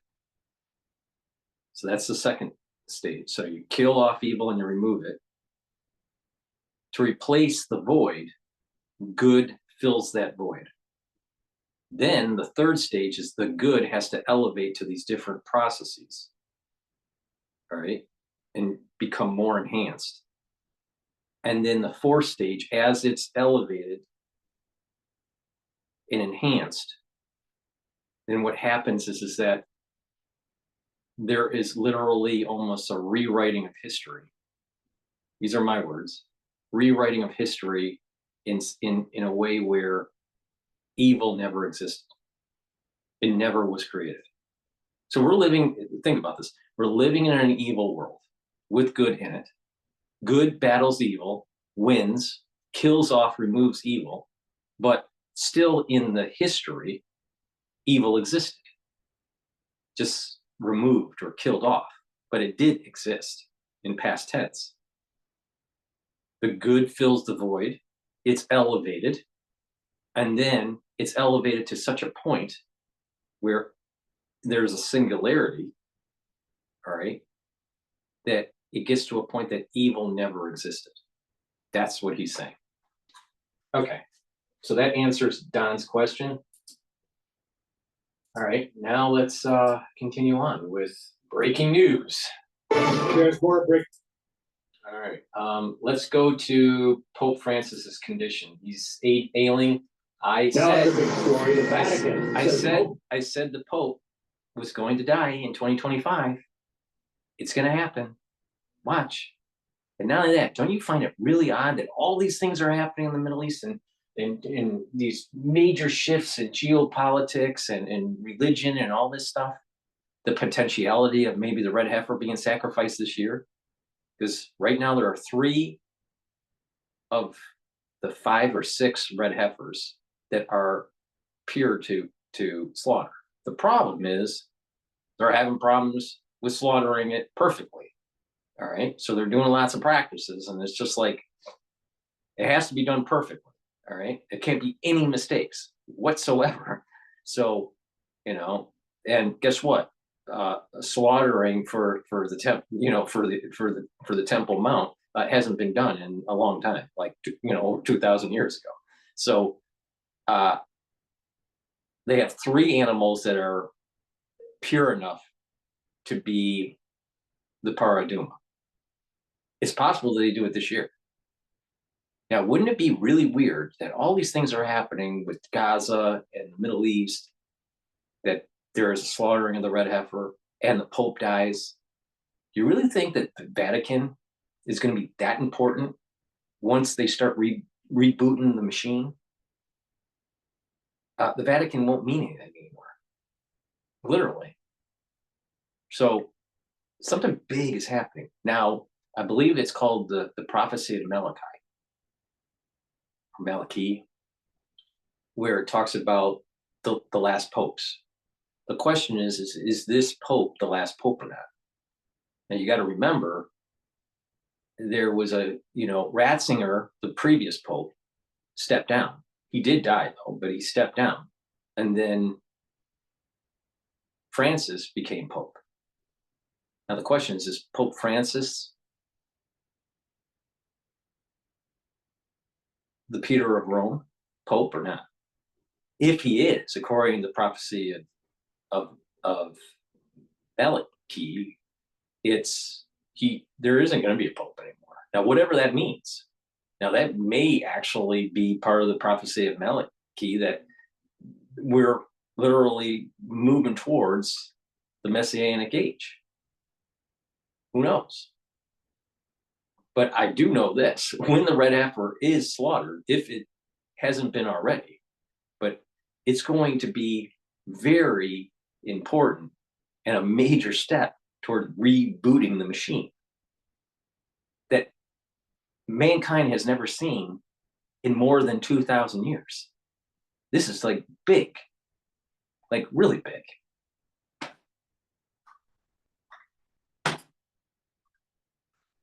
Francis is now in critical condition after a severe asthma attack today. The Pope is entering his second week in a Rome hospital where a respiratory infection led to pneumonia in both lungs. Among the millions of faithful... My uncle passed away last year. My uncle Reuben. Uncle Reuben was he was old. He may have been around 80, late 70s, and he caught a pulmonary infection, and he was just getting worse and worse and worse, and then eventually he was out of shape. And you know, a lot of these Orthodox Jews are out of shape and not healthy, and succumb to the problem. So Uncle Reuben, you know, passed away from pulmonary distress, you know, and it was lingering. You know, you get a little bit better and then it came back. When you're older, now he has a medical condition because he had a part of his lungs removed when he was younger. But the thing is that when you get a pulmonary infection and you're older, that is a big sign that you're going to die soon, because lots of elderly people, they get pneumonia and they just can't fight it and they just spiral down. And that's basically what happened to my uncle last year. He shortly died after my aunt died from colon cancer. But he's not going to survive much longer. For him, the Archbishop of New York. It's not looking good. I admire his grit. I admire his resilience. I'm praying with him and for him. But I think we have to be realistic, as he certainly is. Our Stephanie Bennett is live with the latest on his condition. Stephanie. Hey, John. Yeah, the Vatican says Pope Francis's health has deteriorated over the last 24 hours. And as you mentioned, describing his condition as critical. Now, the Vatican says he suffered a prolonged asthma-like respiratory crisis, and he needed blood transfusions because of a low platelet count associated with anemia. Doctors also had to administer a high flow of oxygen because of his breathing crisis. But he remains alert, though he is more unwell, they say, than yesterday. His body is shutting down.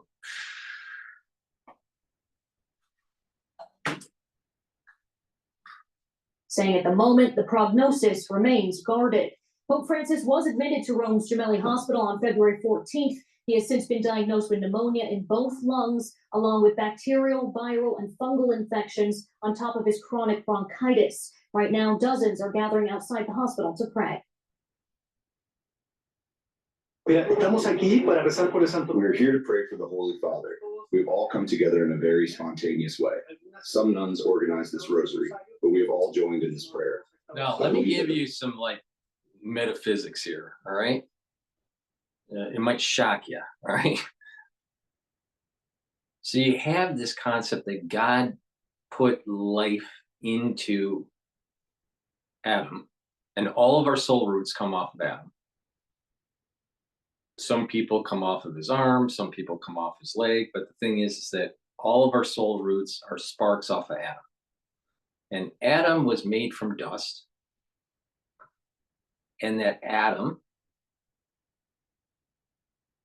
ended up getting life because God put breath into him. So it's all pulmonary. It's all pulmonary, all right? And you have a leader. Now, to be a pope, there's some sort of God's blessing to get there, all right? That's a very elevated status in the world, all right? No matter what your religion is. Same thing with the Dalai Lama or a head rabbi or whatever. These are they're holy people. But the thing is that they get a blessing to be able to be there, all right? That most people don't have, that kind of blessing. Same thing. You know, Elon gets a blessing being the richest person in the world. You just don't become the richest person in the world easily. there has to be some blessing. Same thing with being a president. Even Biden was given a blessing by God. We just don't understand why he was given the blessing by God. But the thing is okay, so the Pope gets a blessing, all right? And, you know, going back to this pulmonary thing here, you know, where God put breath into Adam to allow him to live, to become alive, all right? And we have a major leader that is literally slowly not being able to breathe. That it's like the soul that was put into him by God is slowly coming out. Now, you want to hear something really weird? Because, let's go back one step here that people don't know. To be a Cohen that is a leader of like temple service during the biblical times, the Kohanim, you had to be Kohanim. You couldn't be anything else. You couldn't be a Levite or, you know, from other tribe. It had to be a Kohanim. And they had to be perfect. That means if they had surgery, all right, their physical appearance had to be symmetric. So if they had one eye larger than another, or if they had one big bald spot in one side of their head, or they had one arm shorter than the other, they couldn't do the service. They had to be symmetric. Now, and they couldn't have pieces of their body taken out. So the Pope, before he was Pope, when he was younger, had a piece of his lung taken out. All right. So that would have disqualified him to being a person that could lead a group of people for temple service. Now that's biblical times. Now they don't do sacrifices or anything like that, or approach the Holy of Holies at the Vatican. But the point I'm making is that his physicalness disqualified him from being really a pure, a one that can transmit between the upper world and the lower world because of his asymmetry. And you see him declining with the very thing that makes him asymmetric. Now, where, anywhere, have you heard that? Another 100% DrPaulCottrell original thought. I got thousands of them.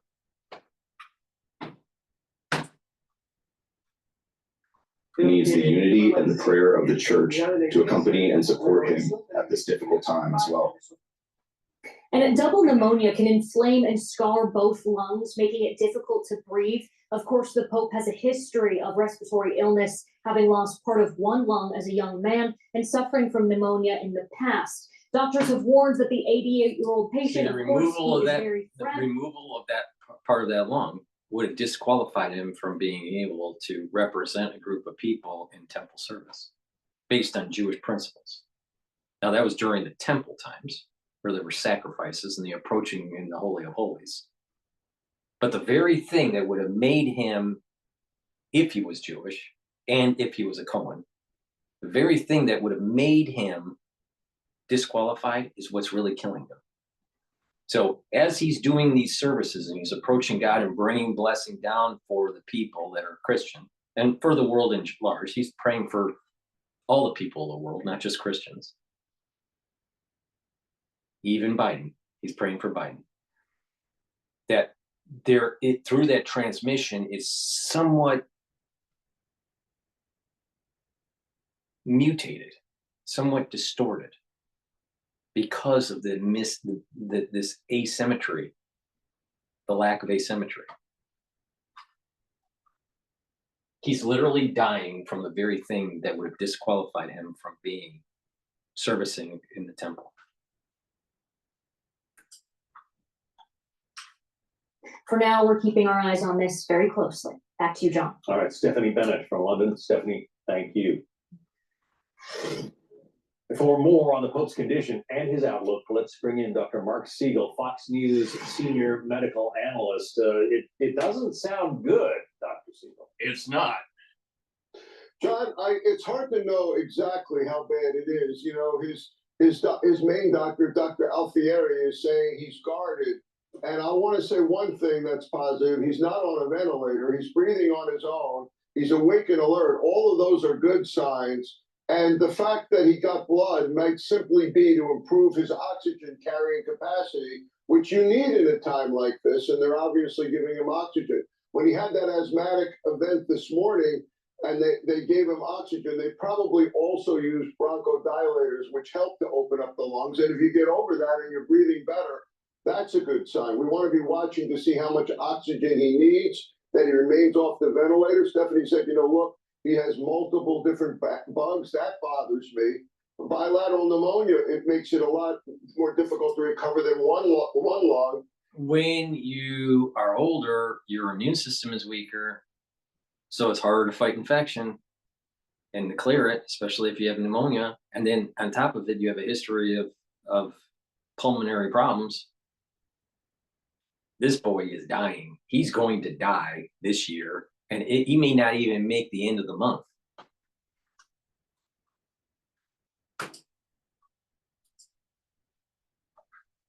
The fact that he had pneumonia before and that he's lost part of a lung before when he was young means that his lung reserve is less, and he's 88 years old. So there's a lot of things that make this hard to say whether he's going to recover, but the longer and this is why I keep on saying it's a holistic approach to improve your health. And you want to start it when you're younger. The younger, the better. By doing cardiovascular training, not just resistance training, all right? By doing cardiovascular training, you're improving your reserve in your lung capacity. See, what happens is when you get older, your lung capacity literally goes down. All right. Now, if you are exposed to chemicals, it'll go down quicker. People that smoke, it goes down quicker. Everyone, no matter how old you are and how healthy, you will eventually have the septum in between your alveoli starting to die off. And so what happens is that everyone over time, no matter how healthy they are, if you go out far enough into the future, you're going to have COPD, no matter how healthy you are. So what you want to do is to build up your lung capacity while you're younger to try to reduce the decline curve. And so you could see this with Apollo astronauts. They've increased their lung capacity through their astronaut training, and they had larger lung capacity when they were in their 80s compared to their peer group that didn't do that. So it's really important to do these exercises that actually increase lung capacity, and that's doing cardio. All right, that's not resistance training. So you need to do, this is the reason why you need to do cardio too. All right. Now, a lot of people, when they get older, they just kind of sit there, and then their lung capacity starts to decline. And then all of a sudden, because their immune system is down, they may get a bacterial infection or a viral infection. And then they start to develop bronchitis and then pneumonia. And then all of a sudden that viral infection turns into a bacterial infection. And now you're fighting two pathogens. And it's even harder for the body to, you're older and you can't, and this is what's happening with him. He has a decline because of age of his lung capacity. He was out of shape. So you really think he was on a treadmill? He doesn't look like he's on a treadmill.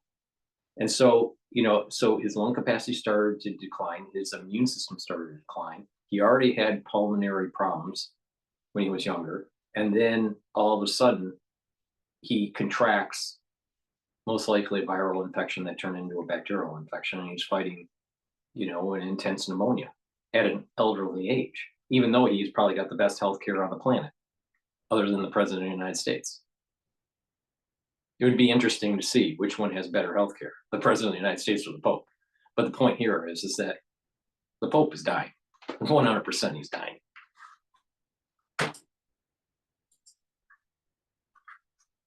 It improves, the better off it looks. And again, not on a ventilator, a very good sign. Yeah, the good news is they say he's in, although he is in critical condition, they say the pain for him is no worse than it was yesterday. But I want to talk about sepsis. His doctors are saying that sepsis is one of the big dangers here. Explain to us how that works, what that's all about. And that would be the main danger, in my opinion, John. That plus respiratory failure. Is he again? Does he continue to breathe on his own without assistance? That's one thing. Sepsis means that whatever the bacteria is gets from the lungs into the bloodstream. When that happens, your blood pressure goes down. You need support to keep your blood pressure up. It gets more and more difficult. You get acidic. Very difficult to recover from that. The fact that he's not septic and not in sepsis, and he's stable, vital signs must be stable, in fact, another good sign. They watch for that, but it's good that it hasn't happened yet, because a lot of the times it happens early on. If they battle this back with antibiotics and he continues to stay stable, there's a pretty good chance he could still recover. I had a bout with pneumonia a little more than a year ago. It came with some flu, and it was probably the worst illness I've had in my life, far worse than COVID. It's a very tough.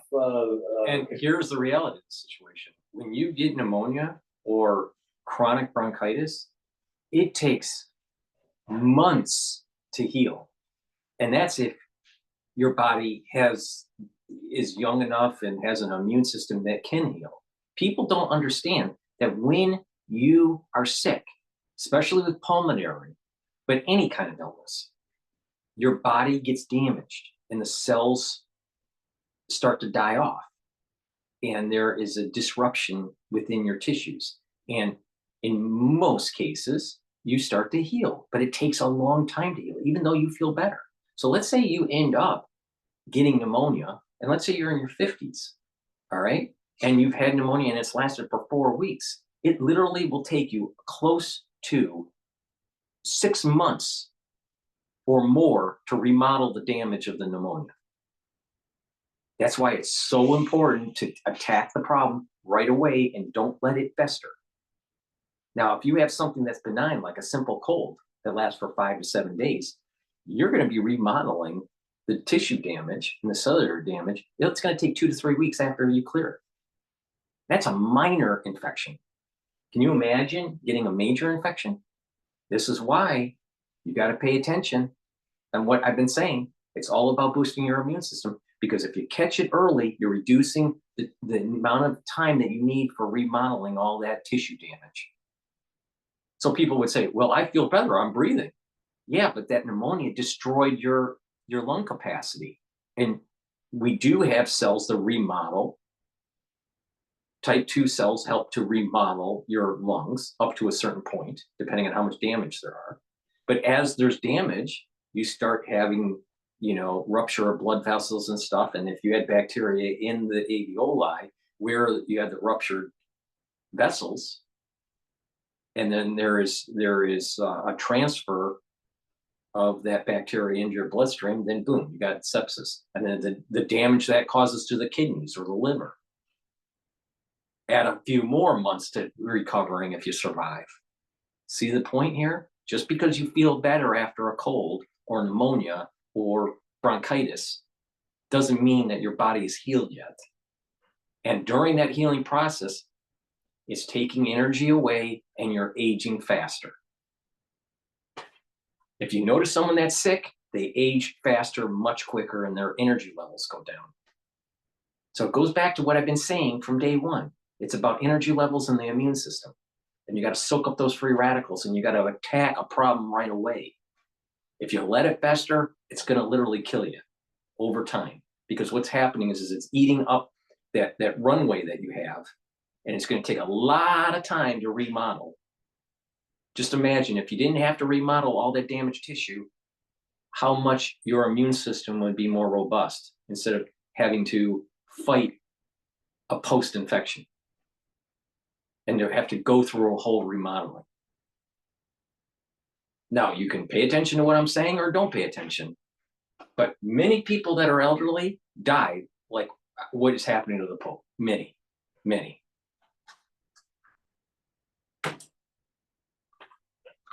And to get over. Well, it's also because the lungs sweep themselves out. I want the viewers to imagine the lung is a vacuum cleaning effect. And when you got pneumonia, it's very difficult to get the gunk out of there. And it gets packed in, and it's hard to do that. That's what the nurses do around the clock there. And I guarantee you, he's getting the best medical care anywhere in Italy. The nurses don't get enough credit for this, John. Recovery from pneumonia is all about great nursing. Yeah. Well, we certainly wish him well as he continues to battle this. You mentioned antibiotics, so that suggests that this is not. There are the two kinds of pneumonia, obviously, bacterial and the other type, which viral escapes me right for the moment. My God, gee, this is the problem that we have with Americans, especially ones that are on Fox News, that are a news anchor. They have zero science. I don't think that they pass a science class. Zero science. And he can't even remember. We just went through a major incident in 2020, and he can't remember the name, what type it is. You kidding me?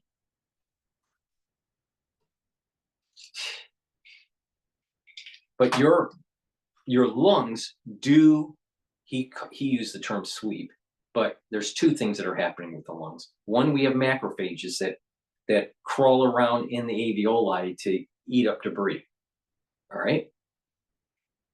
We also have a kind of an escalator system of mucus that kind of moves upward to try to clear particles and to clear infection.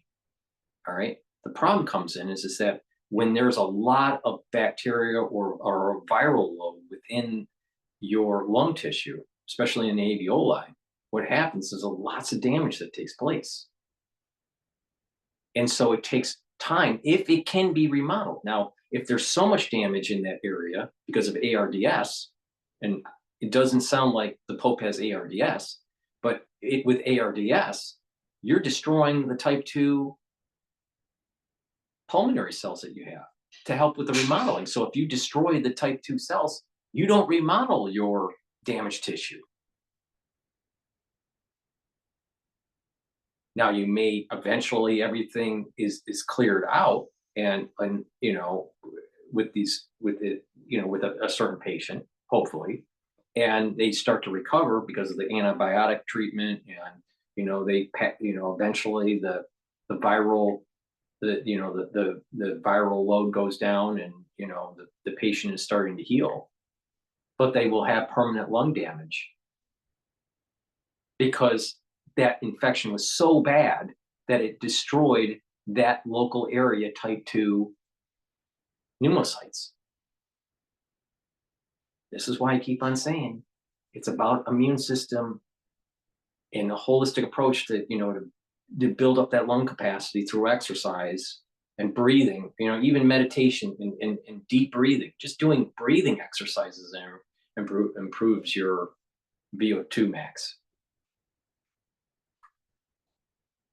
Well, this is a lesson learned. And then you got a guy at Fox News that doesn't even remember what the word virus is.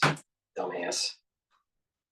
Like it's bacterial. Viral or bacterial. Viral, correct. Viral or bacterial, but the way this is with bilateral pneumonias, the way this sounds, I can't prove this, but I believe it's probably bacterial. And one more thing, you use broad spectrum antibiotics. You want to use a shotgun here to get the bacteria. You don't want to be too elegant. So you use broad spectrum antibiotics to cover different possibilities, and that tends to work. Because most likely in his pulmonary system, I don't know what started this, if it was viral or bacterial. The first report was that it was a viral infection that turned bacterial, which is usually the case with these patients.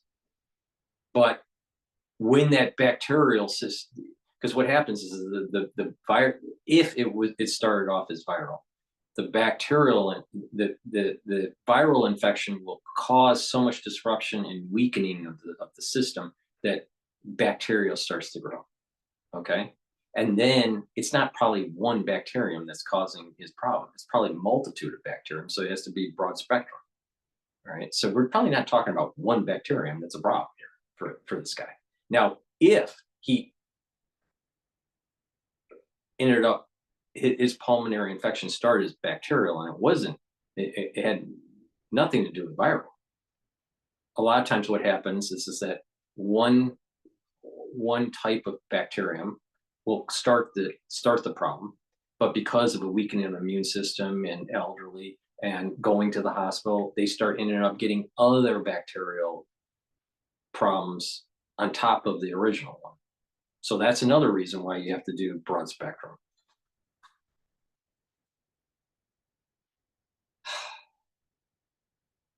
Where would this world be without me? All right, Dr. Mark Siegel, thanks for the explanations. We appreciate it.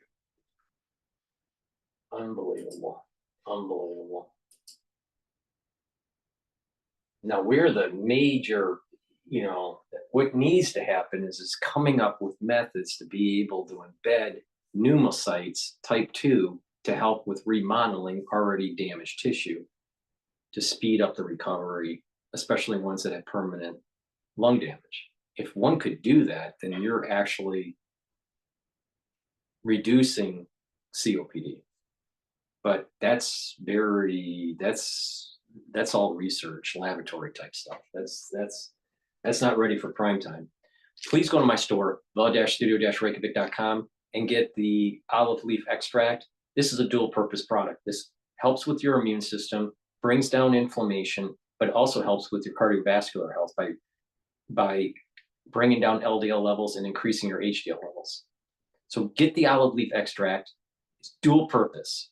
Help with your cardiovascular health and your immune system. It's a great product you should be taking every day. And it stacks well with lignans, with turmeric and ashwagandha. So please go to my store, the-studio-reykjavik.com, and get the olive leaf extract. Use discount 5 and you get $5 off. Guess what? If you detoxify your body regularly, your immune system, your endocrine system, and your overall health will improve. Guaranteed. Please go to my store and get the zeolite. Zeolite removes heavy metals, toxins, and chemicals out of your body. It binds to them and allows you to urinate them out in 6 to 8 hours. Take 2 small drops underneath your tongue, drink filtered water, and do that every day. And voila, your body is detoxing. Another thing that you need to do is make sure you drink filtered water. Don't drink that bullshit that's in a can or in a bottle. All right, drink filtered water. I use the zero water filtration system, but there are other systems that are just as good, if not better. But I use zero water filtration. But do not drink tap water. All right. Another thing that you need to do is stop eating processed foods because it has too many chemicals in it. Clean your house. Take a look at if you're storing paints and heavy cleaning agents that you're breathing in. You don't want them around.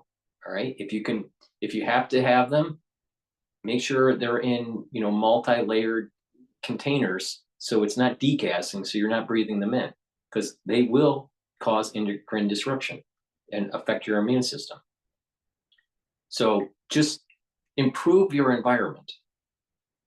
Now, ones that want to do a detox once or twice a year, take the zeolite by using about 4 to 5 small drops underneath your tongue and drink the filtered water every day. Do that once a day until the bottle is done, and then do that once or twice a year. It's up to you, but it's better to do the detox every day. So please go to my store, the-studio-reykjavik.com, get the zeolite and detoxify your body. Guess what? People are exposed to PFAS, forever chemicals. You've heard of that? You can get rid of forever chemicals with using zeolite. So please go to my store, the-studio-reykjavik.com. Let me plug 2 more products here before we go to the next video. NAC is something that I've added to my stack. All right, why did I add it to my stack? I probably added it to my stack about probably more than 6 months ago, probably closer to 8 months ago. Now I've added to my stack because of because certain people that were, you know, tweaking their anti-aging protocols were starting to notice major differences in their protocol when they added NAC. NAC helps to boost up glutathione levels. Glutathione is a major way to soak up free radicals. It's synergistic with C60. The more ways you soak up free radicals, the better. If you've been paying attention to many of my shows, I say take C60, it's the most potent antioxidant. But the more pathways of soaking up free radicals, the better you are. So NAC helps with that. Also, the barleys that I have on my store, the heirloom barley and the gladiator barley, they have superoxide dismutase, so it's going to soak up free radicals through that pathway. So the more pathways, the better. Free radicals do damage to your cells and your tissue. Well, if you have damaged cells, how are your tissues going to perform? So obviously, if you reduce free radicals, you're going to slow down the aging process, but not just that, your tissues will perform better. So please go to my store, the-studio-reykjavik.com, get the NAC. It helps to detoxify your liver and your kidney. And guess what? It also helps to calm your central nervous system, reduce anxiety, and put you more into a parasympathetic mode. And that is good for your immune system and your overall health. So please go to my store, the-studio-reykjavik.com, and get the NAC. It's really important to add that to your stack. And lastly, resveratrol. I've been taking resveratrol for decades. It helps with mitochondrial health, boost up energy levels, get rid of cells that are sitting there and not dying off. When your cells divide at a certain number of times, the telomere lengths shrink, and either they die off, go through apoptosis, or sit there, and it's called senescence. And if a cell's in senescence, it's just going to collect garbage. And as you get older, you get more and more of these cells that are collecting garbage. So literally, when you get older, your energy levels are going down, your immune system is going down, and your cells are literally a garbage can. And then you wonder why people that are older decline faster and faster and faster and faster, because literally they are becoming more and more and more of a garbage can. To get rid of that garbage can in your cells and get those cells to go into apoptosis, take resveratrol. Now, resveratrol works the best if you stack it with something like C60, NAD+, ubiquinol, NAC. It's a very powerful synergistic effect. So please go to my store, the-studio-reykjavik.com, and take the resveratrol. Resveratrol also soaks up free radicals. All right. Now, what I just said in my video, and this video has been going on for 2 hours, I have told you how to improve your health better than Dr. Siegel did on Fox News. And if you listen to me, you're not going to have to rely on insulin in most cases if you have diabetes. If you're borderline diabetic, you listen to me, you will no longer be borderline diabetic. If you have heart disease, you're going to reduce your cardio, you're going to reduce your blockage in your artery and reduce additional plaque formation if you listen to me. Your immune system will be better if you listen to me. It's a holistic approach that works. But if you want to listen to Dr. Siegel and every other dipshit out there, you're going to be on pharmacopoeia when you get older.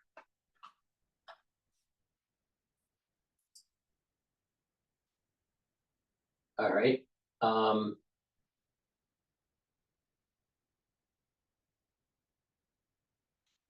Police officer killed in hospital shooting in York, Pennsylvania. Let's go to live now on that. Our thoughts and prayers are with everyone who is exposed to this terrible event, and we are so grateful for the outpouring support that we've received from so many of our colleagues here. Thank you. Leave that to the DA or the hospital. Our information that we have at this time is that everybody else is in a stable condition who had been shot. One individual was grazed and in fact did not need to go for anywhere else for further care. The other individuals, they have received medical care but are stable to the best of our information at this time. A custodian. Yes, that's based upon the information that we were able to obtain at this point through the investigation. You know how many people that were involved at this time? At this point in time, it would be speculative to say the exact number. We can definitively say one individual that is being reviewed to see if it was the same individual being referred to at other points in time. So I can't speculate, and that will be subject of the further investigation. You know what kind of firearm was used? This would have been a handgun, a semi-automatic, if I recall correctly. I do not know more specifics yet in terms of other ballistics testing. Ballistics testing will occur, that will be ongoing. Any information about where the individuals were, Sean? You said the dog was grazed, but can you give any more clarification about their injuries? At this point in time, I would not do so because we do not want to provide any misleading information. While we do have general information, it is general in character. Given the personal nature of an individual being harmed, we would not want to do anything to create any misinformation. Did Mr. Ortiz shoot anyone, or were the other people who were shot possibly shot in the process of sort of friendly fires?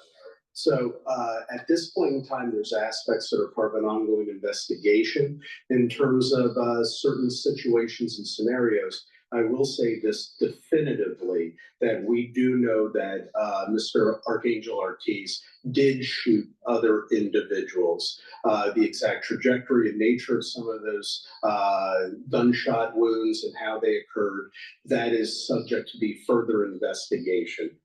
Was the person who was treated earlier in the week, was that a relative of his, and was that person still in the ICU at this time? So for purposes of privacy, until we're ready to go ahead and reveal those further aspects, we're not going to comment further. We do have information regarding that individual, but quite frankly, that individual's family, their relatives, there's notifications that would need to go through this way. So we would prefer not to say anything further about that at this time. We're trying to be very respectful to the sensitive privacy interest and nature of what all had occurred.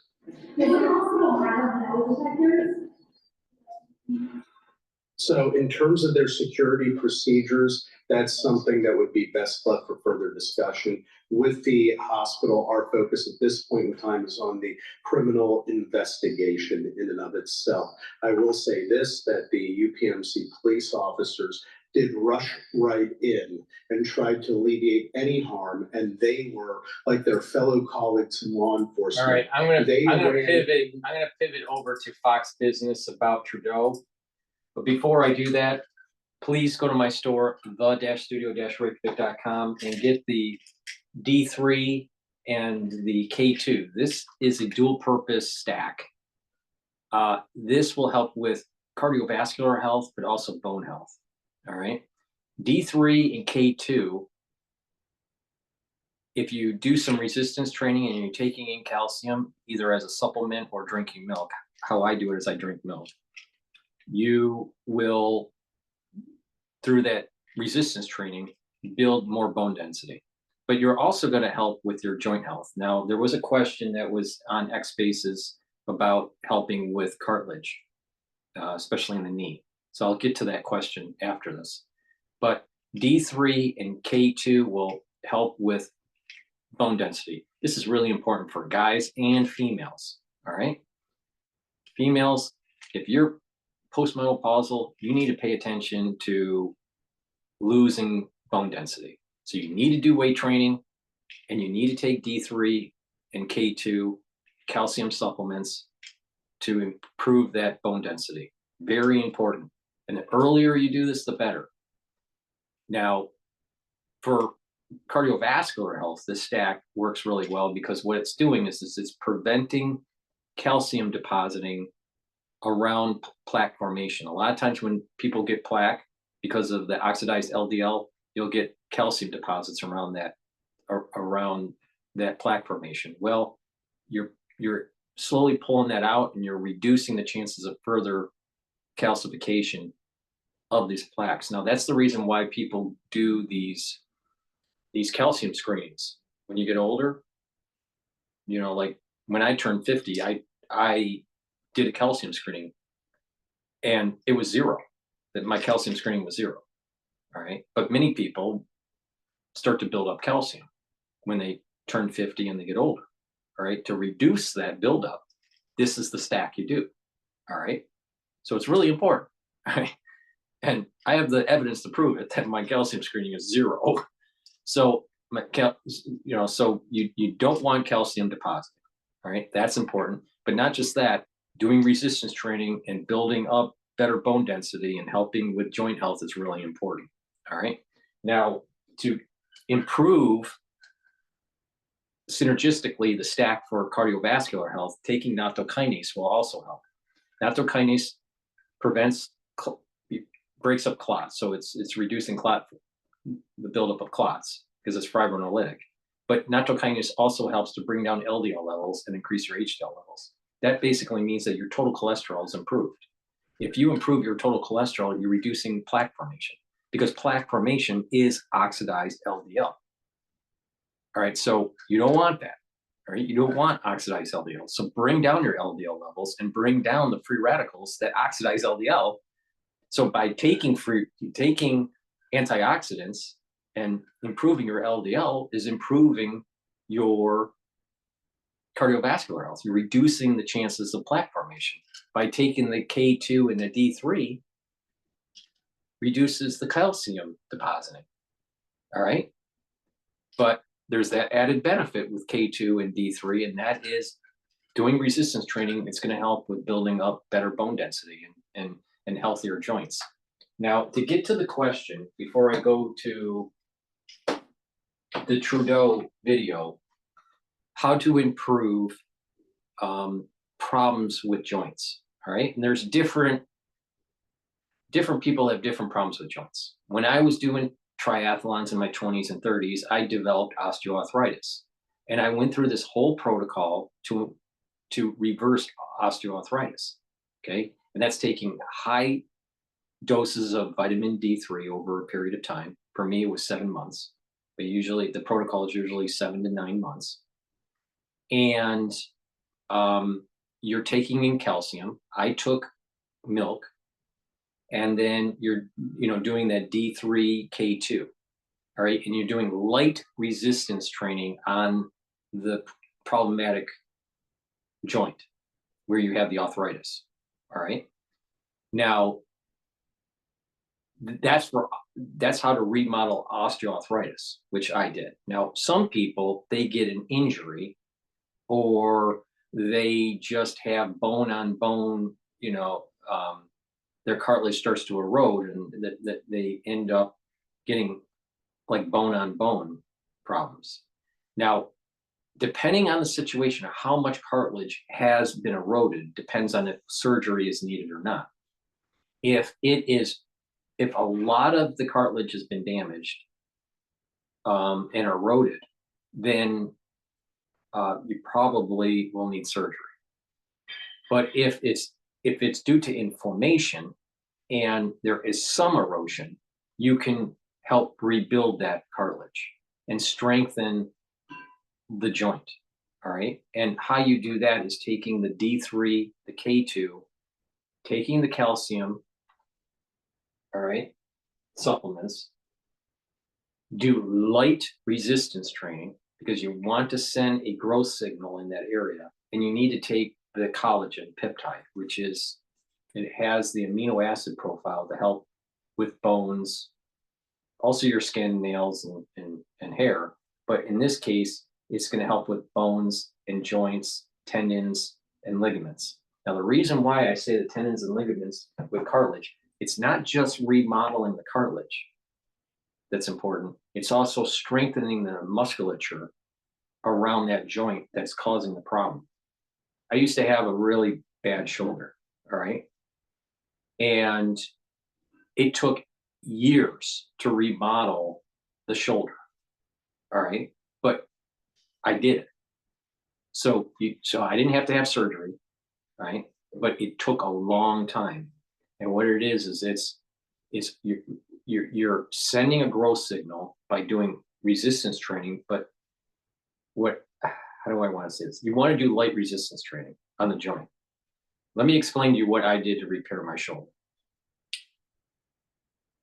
I ended up having not only arthritis in the shoulder that I removed by doing this protocol with the D3K2 over a 7-month period, but also what I did was, even though that the arthritis went away, the movement, the articulation had problems. All right. So what I did was I did these cycles of intense resistance training, and then I ramped it down, and then I would ramp it up again, and I would ramp it down. And I did that over many years, period. So I might have an intense resistance training on the joint for 1 week, and then I would go down to low intensity and then rest for another week and then ramp back up. And it took a long time to remodel the joint. It takes, when you're talking about cartilage remodeling and strengthening an injured joint without going through surgery, it takes, depending on the amount of injury, months or years, but it can be done.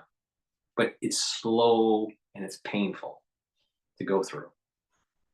So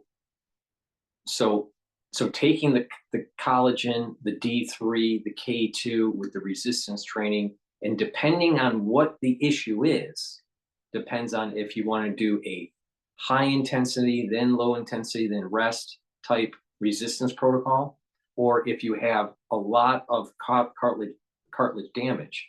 If there's so much cartilage damage, even doing that high intensity workout, you couldn't do.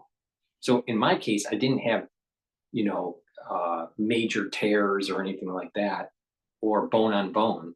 So, but I was able to strengthen the tendons and the ligaments and the musculature and slowly heal the problem. So it was the cartilage, but also osteoarthritis, all right, that I had to deal with. Now it's totally healed now, but it literally took about probably 5 to 6 years to get to 100% healing. But it can be done. But if the cartilage is so bad and so eroded, you may need surgery. So it depends on where it is. So hopefully I've answered your question. It's D3, K2, light resistance training. If you can do that, if you can do a little bit more and cycle it where there's intensity, but it's painful, and then you ramp down with low intensity, a couple weeks later, and then rest, and then go back up to high intensity for a week, and then go back down. And what you're doing is you're pulsing the stress on that joint, and eventually your body is starting to remodel without overworking the joint. But it really depends on what the specific issue is. So I just gave you a recipe on how to remodel joints, but also to reduce osteoarthritis. So hopefully that will help. All right. With that, I want to go to this Fox Business segment about Trudeau.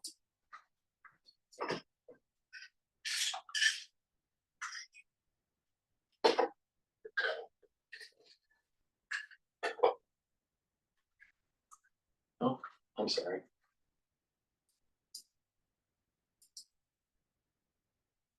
Trump announcing that he's going to impose tariffs on Canada and France over their digital services tax on U.S. tech companies. This comes as Trump's 25% tariff on all imports remains on pause until next month after Canada agreed to boost its border security. Meanwhile, for the first time ever, all 13 of Canada's premiers met with officials at the White House last week. They described the talks as constructive. One premier mentioning, quote, some very frank moments across the table. Emily, this is just a piece of the negotiations the White House is doing really globally when it comes to tariffs. Yeah, I think President Trump has always sort of put forward tariffs as a policy tool. In some cases, they're a tariff that you actually carry out. In other cases, they're designed to elicit a reciprocal response from another nation. I think we've seen that with Mexico and Canada immediately coming to the table to renegotiate on trade when there was a threat of potential tariffs that could derail their economies. Yeah. He's used it in this way in the past. So I'm curious to see how this plays out in the long run, whether or not it sort of changes those deficits or we actually see these tariffs put in place. Well, and Mike, I mean, the Canada United States story is an energy story. This is about oil exports. This is about pipelines. They are a nation of great natural resources, and we do depend on them for oil imports. Yeah, third largest proven resources in the world in terms of oil and natural gas. I don't quite know what the angst and the antagonist towards Canada is, other than the border. It's the border. So yes, you have a border, but like if you look at Canada and Mexico, Mexico has been a destabilizing force to the United States. Okay, it is a narco regime, and I think a lot of things are going to shake out over the next couple of years, given the fact that we've declared the cartels terrorist organizations. Where Canada, very similar population. Yes, they are profiting from our economy way more than we are from theirs, but a lot of that is this energy relationship we have from them. So I don't know if it's because Trump wants shipping routes to the north of Canada. He's upset with the fentanyl coming over the border, which relative to Mexico is a rounding error.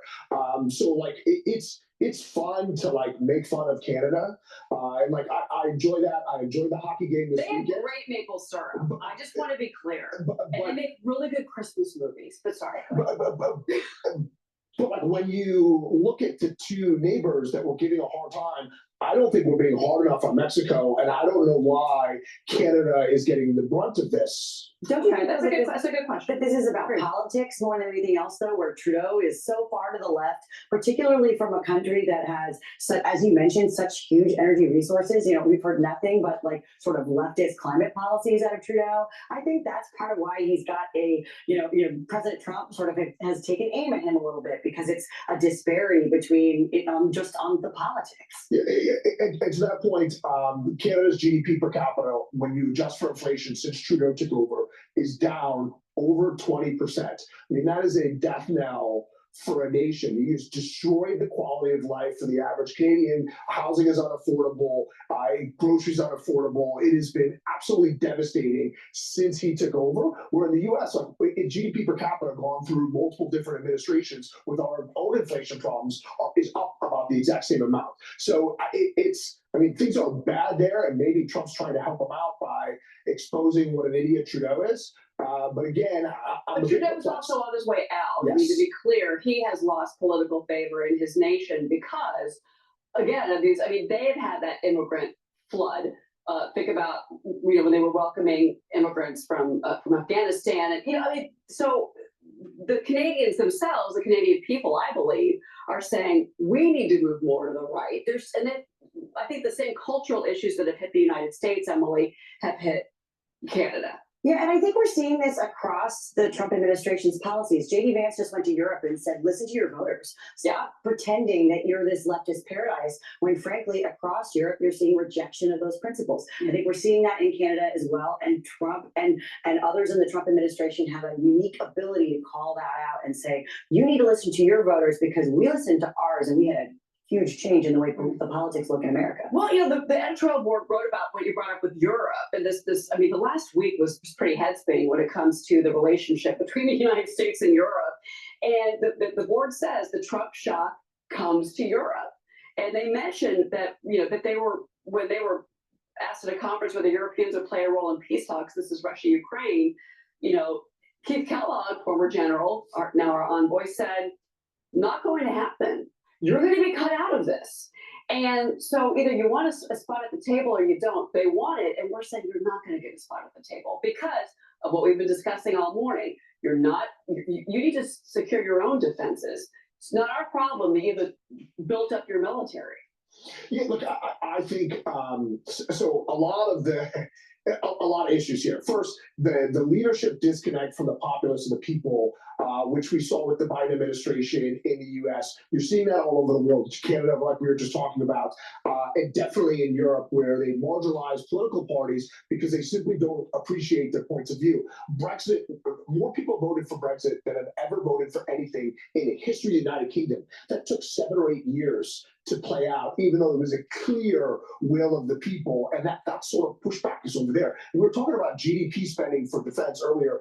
All these countries, they factor in in spending on climate change, because climate change is a national security threat, and healthcare for their country, also another national security threat. So it is a joke. I mean, if there was an invasion of Europe and there was no America to keep them safe, they'll be speaking whatever invading country language comes through here, because they have not mobilized our military. Because we have Another benefit of NAC that I haven't mentioned, but it's true, but it's not the reason why I take it. It also helps with lung health. So NAC not only helps to boost up the glutathione levels and soak up free radicals, detoxify the liver and the kidney, and also calm the central nervous system, reduce anxiety, but it also helps the thin mucus that is building up in your lungs and also reduce inflammation in the lungs. So it helps with people that have COPD. So please go to my store, the-studio-reykjavik.com, and help your lung health with NEC also. Now, the third pillar of this four pillar core health protocol that I have is to bring down inflammation.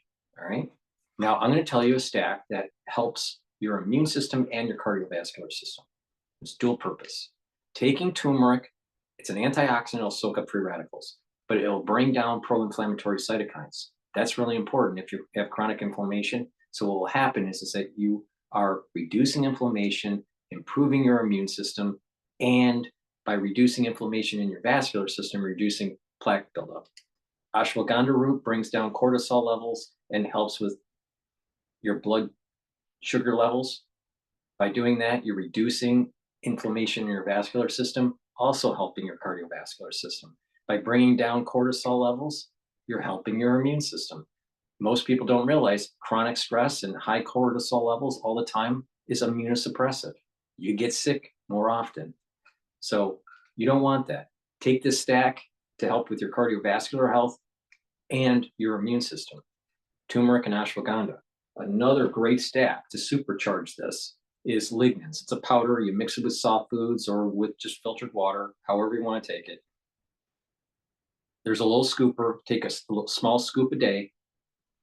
And this is going to help your endocrine system, bring down inflammation, and soak up free radicals. So you're bringing down that inflammation with this stack to help with your vascular health, and your immune system will be boosted up. Please go to my store, the-studio-reykjavik.com. Use discount 5. I want these products in your hand. I want you to take them. I want you to listen to my protocol. It works. Ashwagandha, turmeric, and lignans will help you out and bring down inflammation.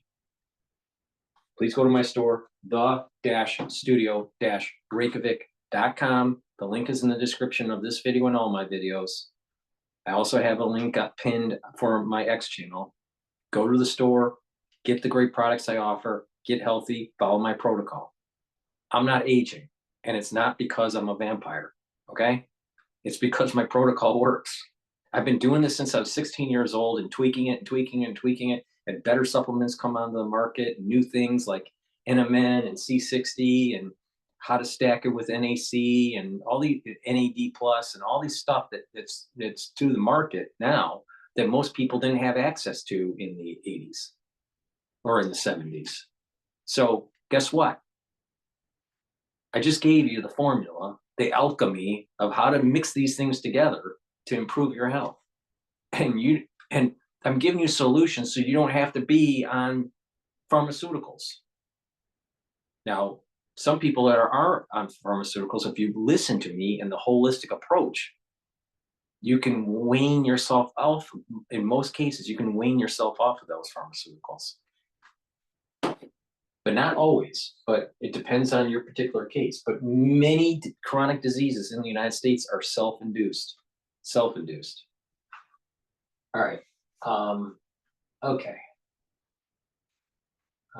Let's go to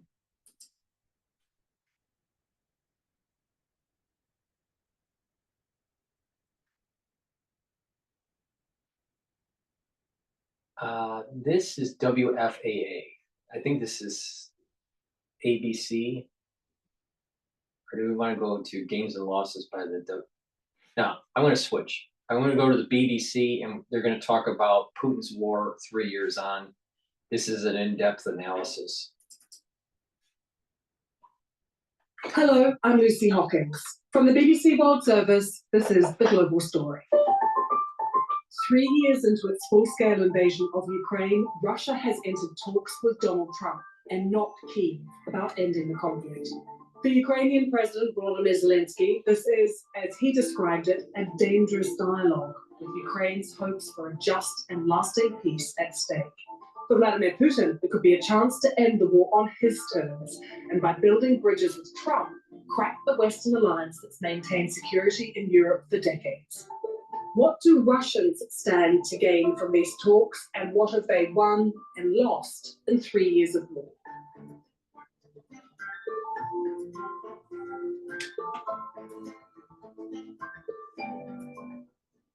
With me today, joining us from Moscow, is the BBC's Russia editor, Steve Rosenberg.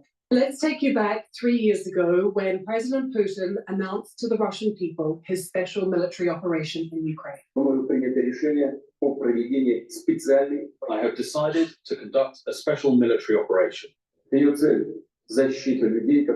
Its aim is to protect people who have been subjected to tortures and genocide from the Kiev regime for 8 years. To do this, we will be aiming at demilitarization and denazification of Ukraine. What was his pitch to the Russian people about what they stood to gain from the special military operation? Security.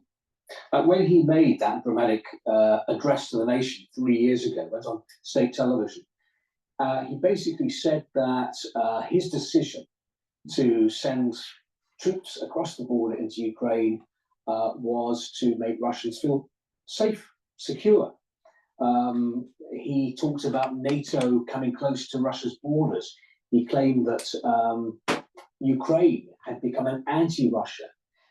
So, in a word, security. Were Russians persuaded by that argument, the security argument, or was there some skepticism? There was a sense of shock, I'd say. Few people expected this to happen. I certainly didn't expect Russian troops to go across the border in such a number and for this war to start. And I think there was a sense of shock for the first few days and weeks. People listened to what Vladimir Putin was saying. Many people didn't buy it. There were protests in Moscow and in other towns and cities, not large ones, but there was a definite sense of shock that this was happening. Over time, the war became more routine. It's always there. It's in the background. It sort of hangs over this country. And in a sense, it's been normalized. People have got used to this war happening in the background. For many people, it's a war happening on television. So 3 years into this special military operation, Steve, how are Russians feeling about the war? What do they tell you? Most people say they can't wait for it to be over. They want it to be over. Now, a lot of people say we want it to be over on Russia's terms. We want victory. We want Ukraine's capitulation. Other people say we hope there'll be negotiations. We hope there'll be talks so we can end this peacefully. But this desire for this to be over is palpable. There is a fatigue with it. Now, of course, the war has had devastating consequences, first and foremost, for Ukraine. Of course it has. But as I say, I think there is a sense here that people would like it to be over.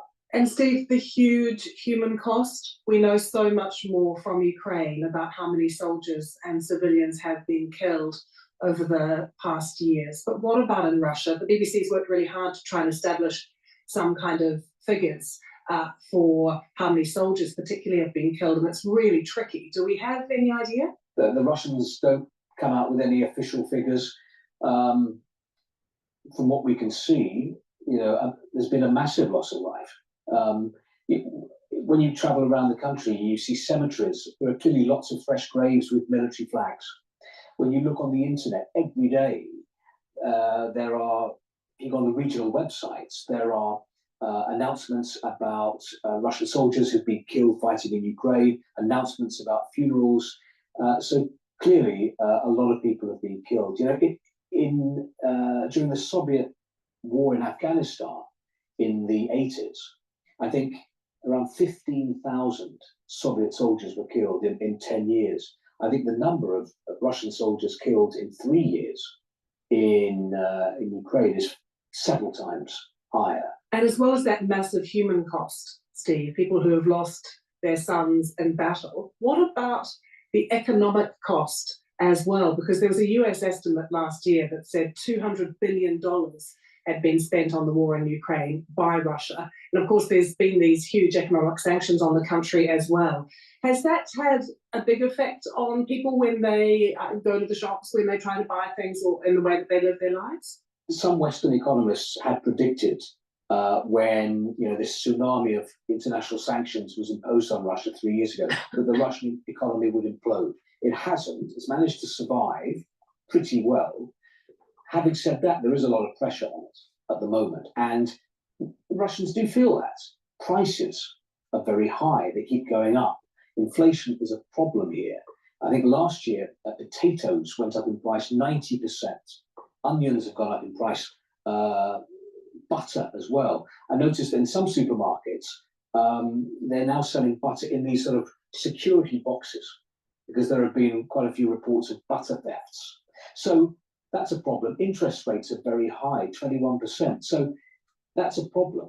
And I think, talking to people in fear, some people suggested that, well, perhaps if the war ends, then that could ease their economic problems. We are at an absolute critical juncture now. Donald Trump starting these talks with Russia, and significantly not with Ukraine, particularly about ending the war. Last week, we saw President Trump calling Mr. Zelensky a dictator, blaming Ukraine for not stopping the war, even going so far as to suggest that it was Ukraine that started the war. I think I have the power to end this war, and I think it's going very well. But today I heard, oh, well, we weren't invited. Well, you've been there for 3 years. You should have ended it 3 years. You should have never started it. You could have made a deal. I could have made a deal for Ukraine that would have given them almost all of the land, everything, almost all of the land, and no people would have been killed, and no city would have been demolished, and not one dome would have been knocked down. But they chose not to do it that way. Would you say then that after 3 years, Steve, it is Russia that is winning the narrative at the moment when it comes to President Trump? I don't know what the Russian expression, the equivalent for all your Christmases have come at once is, but I think if there is one, Vladimir Putin is probably saying it to himself right now. There is a president of the United States now who appears willing and happy to embrace Russia's narrative on the war in Ukraine. Now there's a Jewish concept, all right? It's called Simpson, all right? Now, this commentator, talking about Russia, talking about all the Christmases all happening all at once, all right? You don't want blessing to flow too much too quickly. It's actually a curse. You need the flow of blessing to be restricted, but not restricted to a point where there's no flow. But if you have high flow blessing, that is dangerous, all right? So first thing that pops in my mind when he says this is that, well, there may be a lot of things that are helping Putin right now, geopolitically, with this peace accord, the Mar-a-Lago Accord, or whatever they're calling it. But it may actually be the beginning of the end of Putin with this high flow of quote blessing, or high flow of positive things that seem to be biased to the Russian perspective on this war. Now that's the first thing that popped in my mind. Now, Don's on X Spaces right now, and Don, earlier I was doing a recap on that rabbi. I didn't replay the whole video, but I replayed the section where he talks about the bullet points, and I hopefully I answer your question, but it's 4 bullet points. The first bullet point is that good has to remove evil and kill it. The second point is that good ends up filling the void of the killed evil. And then the third bullet point is that once that void is filled, then good has to be elevated multiple times to gain further strength. And then after that, there's actually almost a rewrite of history where evil no longer existed. Now we know that evil exists, and we're going through the process of killing evil and removing evil. But during these elevated points of goodness, once evil is removed and killed, there's actually a rewriting of creation where evil never existed ever. Now I know that seems paradoxical, but that's what the rabbi said. So hopefully that answers your question. But let me continue on with the BBC here with the Russian Inside Russia commentary. But before I do that, please go to my store, the-studio-reykjavik.com. Take a probiotic. I either have it in a powdered form or in a veggie cap form. I take the powdered form because I take all these other powders. So it's better for me to take during my lunch. But getting a good probiotic will improve your hair, your skin, your nails, the health of your liver. You'll have better brain health. You'll have better sleep. You'll have better mental clarity. Your mood will be better. And with a good gut biome, you're going to improve your metabolism, improve your ability to absorb nutrients, and reduce inflammation. Please go to my store, the-studio-reykjavik.com. Get a good probiotic, improve your immune system in your gut. Bad gut biome means your mucosal layer is thinner and your immune system is shot. So you don't want that. Trust me. So please go to my store, the-studio-reykjavik.com. Get the great probiotics that I offer. Take it every day. It's very important. And talking about sleep, Good Night Formula has a lot of different ingredients in it. So go to my store and take a look at the different ingredients. But some of the really important ones are melatonin, tryptophan, GABA, and passion flower that help you go into deep cycle sleep. So you have 3 cycles of REM sleep and deep sleep. That way you're consolidating memory. You are detoxifying your central nervous system, which is very important. And with good sleep, you're going to be energetic in the morning. And if you do that regularly, then what's going to happen is your body is actually healing and you're slowing down the aging process. Sleep is one of the holistic pillars for improving your immune system and slowing down the aging process. Because people that are chronically sleep deprived, their cortisol levels are higher. So you're building up toxins and your cortisol levels are higher. So that's immunosuppressive. You don't want that. You want your immune system robust. So you want to bring down cortisol levels. So sleep more, but not oversleep because that's bad, but undersleep is bad too. And also good sleep and reducing chronic sleep deprivation will actually help with fighting off early onset of dementia. So please go to my store, the-studio-reykjavik.com, get the Good Night Formula. And use discount 5 and get $5 off. I want these products in your hand, use them. It helps support my work, but it also helps to support your health. It's a win-win situation. And where else are you going to get such great wisdom on the internet? Is Ukraine, to blame Ukraine for the war in Ukraine and not to blame Vladimir Putin at all. You never hear Donald Trump express criticism of President Putin. He always says, well, this war would never have happened if I'd have been in power. So he blames Joe Biden. He now blames Volodymyr Zelensky. He doesn't blame Vladimir Putin. And I think that gives the Russians a lot of confidence, a lot of belief that they're going to build a lovely, beautiful friendship with Donald Trump. So music to the ears of Vladimir Putin and the Kremlin, but also to ordinary Russians, Steve. They also care about how President Trump sees the conflict and how they're being portrayed. I was asking people about what they think of Donald Trump. Some people were saying, well, you know, there's a bit of a dark horse. We don't quite know how he's going to play this. You know, someone said to me, well, his priority is making money, so we've got to be cautious.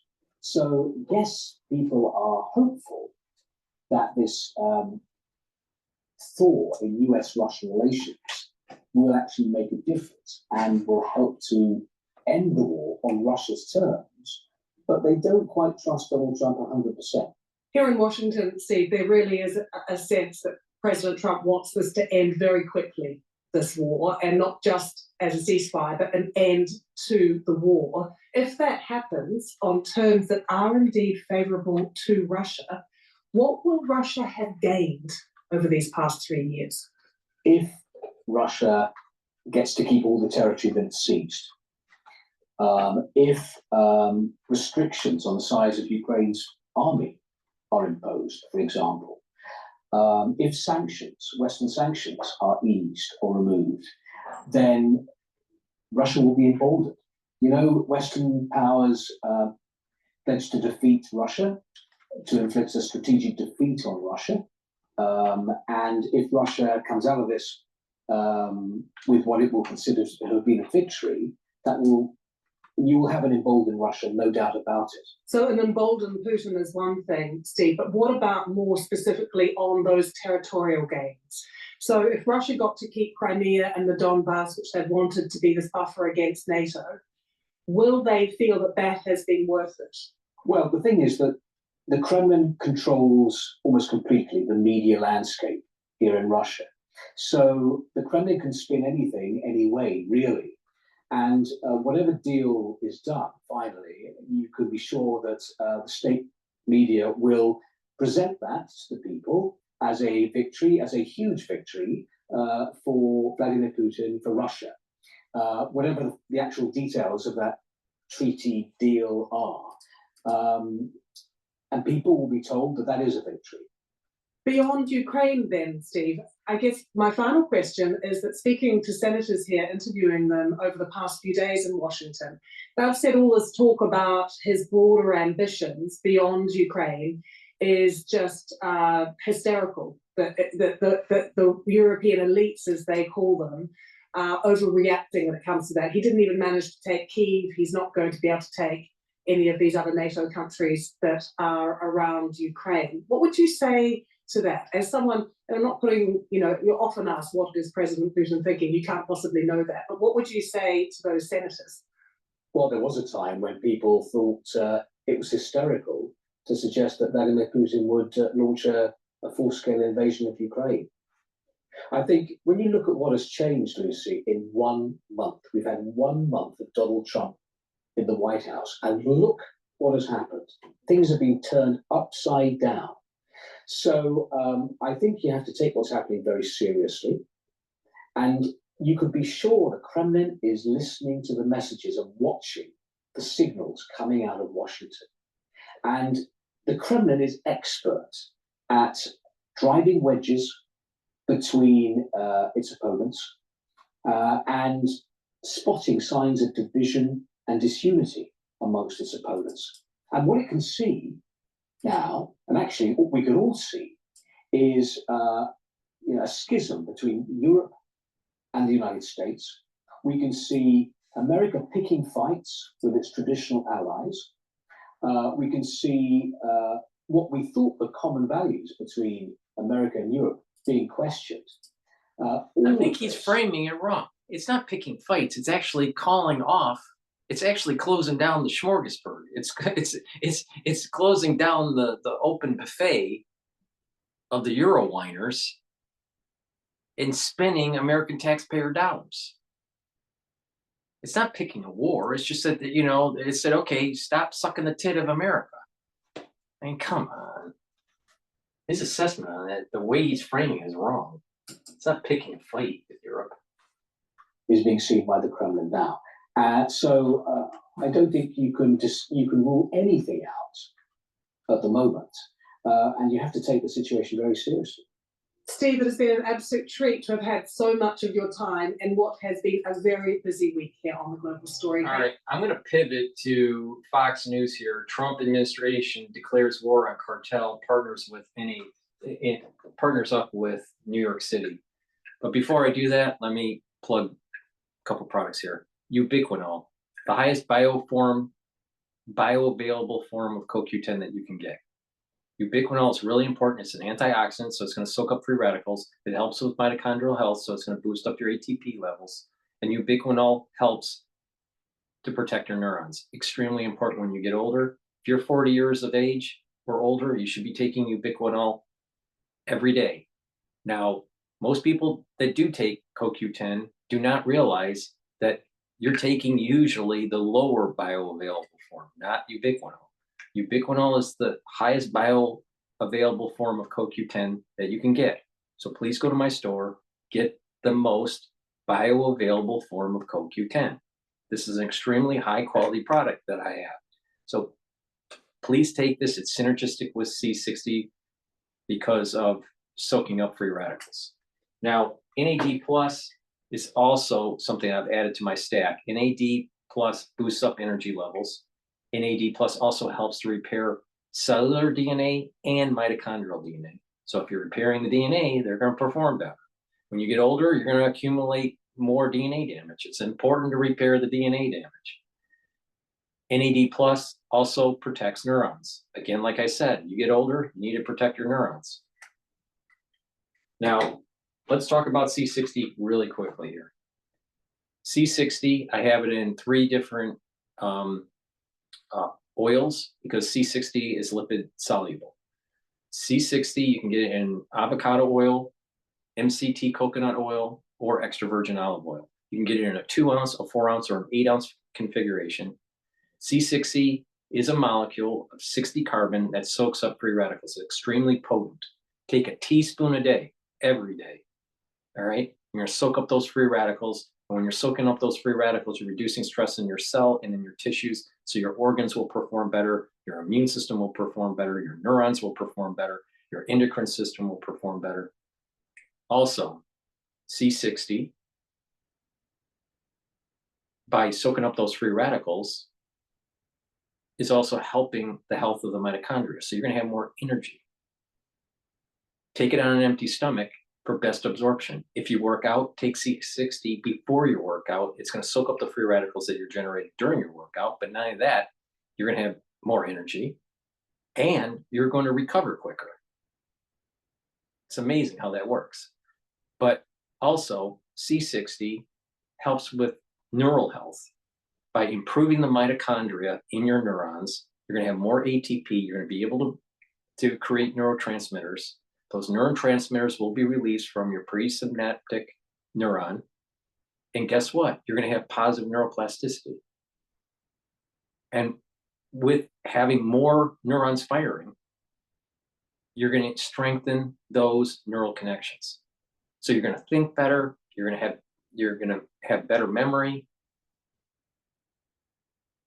And as you age with better neuroplasticity, you won't have the normal problems that people in their geriatric years have with neurodegeneration. But it's a holistic approach. All right. You got to work out, you got to, proper diet, proper exercise, balancing exercises, stretching exercises, resistance training, some cardio, sleep, proper sleep, train your mind, do some mindfulness, some spirituality or some meditation helps a lot. It's not one thing. If anyone says one thing, oh, they only take, one thing, guess what? It's not working. All right.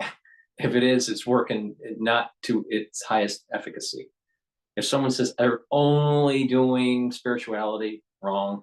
If they're only weightlifting, wrong. If they're only running, because they're training for a marathon, but they eat Big Macs, wrong.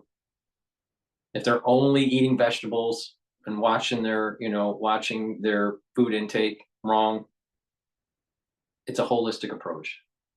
And there's all these different modalities that are important, but proper supplementation is one of those modalities. So please make sure that you go to my store, the-studio-reykjavik.com, get C60, take it every day, teaspoon a day, soak up those free radicals, and you're going to notice that your tissues are going to perform better. Your immune system is going to perform better. You're going to have more energy. You're going to be thinking better. People that have problems with their eyes, many of them are seeing improvements with eyesight. I used to wear glasses once I was around 19, 20 years old.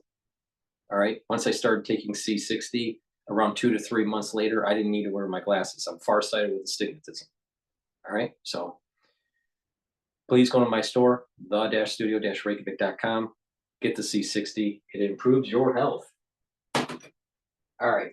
Oh, by the way, it also, by soaking up free radicals, which C60 does, because it's the most potent antioxidant there is, you're improving your cardiovascular health because you're reducing the chances of LDL oxidation. And plaque is LDL that's oxidized. Okay, let's go to Fox News.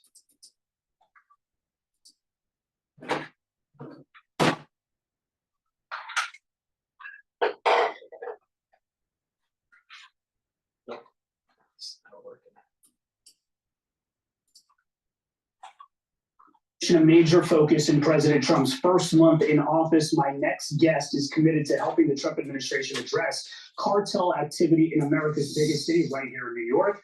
New York Drug Enforcement Agency Special Agent in Charge, Frank Tarantino. Thank you so much for being here. The Drug Enforcement Administration, I should say. Let me just ask, how are things going? I know that the DEA here has been helping the Trump administration with deporting illegal immigrants. How is that effort going in the first month? You know, Brian, immigration enforcement and border security are a top priority for this administration and the Department of Justice. And the DEA is working closely with our partners at the Department of Homeland Security, specifically HSI, ICE, CRO, CBP, and Border Patrol, to target and arrest the most violent illegal criminal drug traffickers that are causing the most harm in our communities, and we're having significant success in that effort. There's been reporting that the numbers are lower than what they wanted. Is the city getting in the way? What's making it perhaps a little bit more difficult to reach the numbers that perhaps the administration had hoped to reach by this point? You know, Brian, this is a whole of government approach and commitment, and we're using all of the different tools and resources to assemble the intelligence that we need to go out and safely and successfully arrest those violent illegal criminals. And where we're doing that, it will take a little time to be more efficient and effective in that effort. It's been a month. Operationally, has there been a real change from your perspective as to how things are being run here with President Trump in charge at the DEA? You know, Brian, there is a clear unity of effort and clarity of purpose emanating out of the White House and at the Department of Justice. And it has cleared away obstacles and provided a pathway forward for us to do our job. And we are significantly making progress in that effort. We've heard a lot about how the border apprehensions have come down. I know now the Trump administration has designated the 6 Mexican cartels as terrorists, foreign terrorist organizations. How does that designation help stop the flow of illicit drugs like fentanyl into New York City? You know, Brian, the foreign terrorist organization designation significantly enhances our capabilities, and it provides the clarity of purpose and the relentless pursuit that is necessary to eliminate the cartels. You know, the cartels are a public health, public safety, and national security threat to the United States of America. These cartels, as you know, are the 2 most prominent, most dominant cartels, the Sinaloa and Jalisco cartels, are working very closely with the Chinese and Indian criminal groups who are smuggling precursor chemicals into Mexico, where they're synthesizing and mass producing fentanyl powder and pills. And these same cartels are using violent criminals and vicious gangs to flood that poison across the border and into the United States, that's killing Americans at catastrophic and record rates. Have you seen a difference in cartel activity in the last month with President Trump in charge, or just with all these things being put into place? You know, Brian, with our partners at the FBI, HSI, and all the other federal agencies, to include our state and local counterparts, we are working tirelessly every single day to identify and eliminate those significant drug traffickers and drug trafficking organizations like Tren de Aragua and MS-13, who are causing the most harm. And we've had significant success in that regard. And we've arrested a number of MS-13 members with guns, illicit drugs, and illicit proceeds here in the New York region. What are we seeing with fentanyl? What's the trend right now? Is it going down? I know you guys have the drug lab here. And is there another drug that we're starting to see more and more at the DEA's lab here that has you concerned? Well, first, fentanyl is the greatest threat we've ever seen in drug law enforcement. It's responsible for up to 70% of all the drug deaths and overdoses in the United States and right here in New York City. We have seen a noticeable drop in the lethality in the pills that we are analyzing in our labs across the country. It was once 7 out of 10 pills. It's dropped down to 5 out of 10 pills. But this threat is still very real, and we're working tirelessly every single day to make the efforts that are necessary to keep our citizens healthy and safe here in New York City. And finally, for folks that can understand, how are those drugs typically making their way into New York City? Because I think it's important they understand this as to how perhaps the border plays a part here. You know, Brian, we work tirelessly every single day here in New York and across the country, working with our partners in the federal government, in the state and local municipalities, to identify the threats that are causing us the most harm, which is why we work our cases from Brooklyn, New York, all the way back to Mumbai, India, from Queens, New York, back to Bogota, Colombia, and from, most importantly, the Bronx, New York, back to Culiacan, Mexico, much like Nicholas Domenici's investigation. And this is our global pursuit mindset, to identify and to eliminate those drug trafficking organizations that are causing the most harm. And we've had tremendous success across the country and right here in New York City. And as recently, we have seized 4.3 million pills right here in New York City and over 450 pounds of fentanyl powder, enough to kill 29 million Americans. Wow, it's astounding. The drones flying over Mexico, looking for fentanyl labs. Hugely beneficial to you guys, DEA. Is that stuff you're using in real time? That intelligence? Absolutely. That's using all of the federal law enforcement community, the Department of Defense, and the intelligence community to wield all their tools and resources to attack this threat from every possible angle. New York's DEA Special Agent in Charge, Frank Tarantino, thank you so much for being here. Very much appreciated. Thank you, Brian. Yeah. All right. Please go to my store.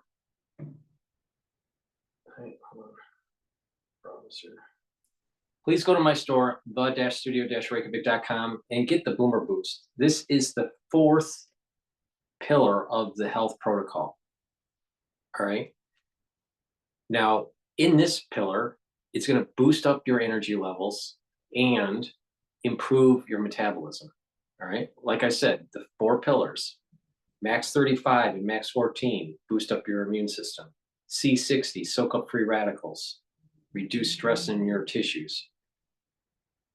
Bring down chronic inflammation by taking turmeric, ashwagandha, and lignans in the 4th pillar, the Boomer Boost powder, to boost up your energy levels and boost up your metabolism.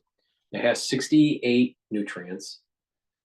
Take a look with the label on my website on the extensive compound that's in here.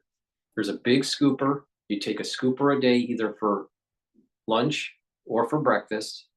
You're going to lose weight. You mix it with like a soft food like hummus or yogurt or filtered water. Some people put it in a smoothie or a shake. Some people even mix it with milk. It's up to you. I mix it with soft foods with hummus. Take it every day. What you're going to notice is that within 72 hours, you're going to see an improvement in your body. Within 72 hours. I'm not joking. You're going to have higher energy levels, all right? And you're going to notice that you are sleeping better. You'll notice that there is this like steady burn of energy throughout the day, so you don't feel tired. A lot of times that, you start to lose energy, after, let's say, 2 o'clock, 3 o'clock. Nope, it's steady burn throughout the whole day. You're going to sleep better, and you're going to be over time targeting different systems. Some of the systems that Boomer Boost targets long-term is cardiovascular and heart health. Your strength will improve. Your muscles will improve. Brain function is going to improve. That means that your memory is going to be better. You're going to be thinking faster. You're going to have positive neuroplasticity. You're going to sleep better. And again, like I said, your energy levels will go up and your metabolism will go up. You're going to lose weight by taking this every day. I guarantee you that 1 month's supply of Boomer Boost, and you compare how much you're paying for breakfast or for lunch, and you replace it with Boomer Boost, and with that soft food or just filtered water or however you want to take it is cheaper. And you'll get healthy. All right. So if you want to save money and get healthy, take Boomer Boost. Take it for breakfast or for lunch. 1 big scooper a day. All right. Now, if you are someone that is an athlete, using the Boomer Boost as your pre-workout fueling or post-workout fueling would be a great idea. All right. You're going to get that energy level and you're going to have that recovery and help with muscle health and strength and maintenance. So take this every day. It stacks really well with the barley that I have. I have 2 types of barley, heirloom barley and gladiator barley. What's the differences, Dr. Paul Cottrell, of gladiator barley and heirloom barley? Thank you for asking. You get all the benefits of heirloom barley in gladiator barley, and you get one additional benefit. It helps to build strength. So if you want to build strength, take the gladiator barley. All right. It's a high density protein. You can't buy in the store the quality barley that's in this container. You can't buy it. It's heirloomed and it's high density. All right. So this is the building blocks to build more muscle, but not just build muscle. Heirloom, or the heirloom that's in here. So this gladiator barley is going to lower inflammation, build muscle, soak up free radicals through superoxide dismutase, and bring down inflammation. That means that you're going to recover quicker when you work out. All right. But you're also helping your immune system because you're bringing down that systemic inflammation. So you can take the barley by itself, take a half a scoop or a full scoop. I take a half a scoop a day, but you can take a full scoop if you want. You can just take the barley if that's all you want to do. To get the max benefits with gladiator barley, do resistance training and you'll gain muscle. But if you stack it with the Boomer Boost, that's when you get the best benefit. And you'll be able to control your A1C levels. For the ones that don't know, that means that you're controlling your blood glucose levels. So if you're borderline diabetic and you want to not be borderline diabetic, take Boomer Boost and gladiator barley. If you are diabetic, all right, type 2 diabetes, guess what? You want to take Boomer Boost and gladiator barley, and you're going to be able to control your A1C levels and maybe get off your medication. All right. Just depends on why you have type 2 diabetes. For ones that have type 1 diabetes, that's typically, some sort of damage to the pancreas, some sort of autoimmune disorder or juvenile diabetes. So that's harder to treat. But most people that have diabetes in the United States is self-induced because of lifestyle. And if you take Boomer Boost and gladiator barley, you'll be able to control your A1C levels, lose weight, and get healthy. And if you do some resistance training, boom, you're going to gain some muscle, and there's going to be added benefits. It's going to be a positive feedback loop. So please go to my store, the-studio-reykjavik.com, get the Boomer Boost, get the gladiator barley. You can also get heirloom barley. Heirloom barley will help to detoxify your body, reduce inflammation, and soak up free radicals through superoxide dismutase. And you can mix it with Boomer Boost if that's what you'd like to do. Some people prefer Boomer Boost with the heirloom barley. Some people prefer to take Boomer Boost with the gladiator barley. I've made a box called the Longevity Boost Box. It's at a discount. You get the Boomer Boost and your choice of gladiator barley or heirloom barley. And you can apply discount 5 on top of that to get even additional discount. I want these products in your hand because they work and you're going to get healthy. And literally, and I'm not joking, you're going to feel the difference within 72 hours. So please go to my store, the-studio-reykjavik.com. Now, when you do that every day, all right, and you do this for 6 months or for a year, you're going to slim down, you're going to gain muscle, you're going to control your blood glucose levels, you're going to just feel healthier. And like I said, within that 72 hours, you're going to just have a little bit more oomph in your life. And when you have a little bit more energy to do things, you'll be more active. And naturally, you will just get healthy because you're moving around. But if you feel sluggish all the time, you're just going to be sitting in a chair wasting away. Now, do you really want to do that? There's a big part of America is that way, right? But I just gave you the recipe to get healthy. Now, it's a holistic approach. Proper supplementation, proper diet, proper exercise, proper sleep, spirituality, meditation, right? Want to do some resistance training, cardio, balancing, exercises, and stretching. All 4 of them are very important. If you're only doing one of these recommended holistic approaches that I'm talking about, you're not getting the benefits of improving your health and slowing down the aging process. If you're only weightlifting, you're doing it wrong. If you're only in spirituality, you're doing it wrong. If you're only with supplements, you're doing it wrong. Please go to my store, the-studio-reykjavik.com. Get the great products that I offer, very high quality, and these are the things that I take to be healthy and to slow down the aging process and to boost up my immune system. It works. It's obvious. People have been watching me for more than 5 years. I'm not aging. Now, why is that? Maybe you should get the products at my store. Use discount 5 and get $5 off. Follow the protocol. It works. All right. I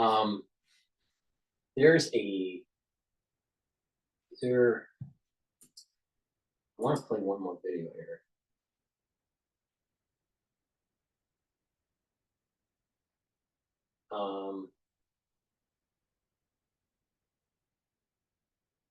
Cottrell here. Let's play Cottrell for a sec.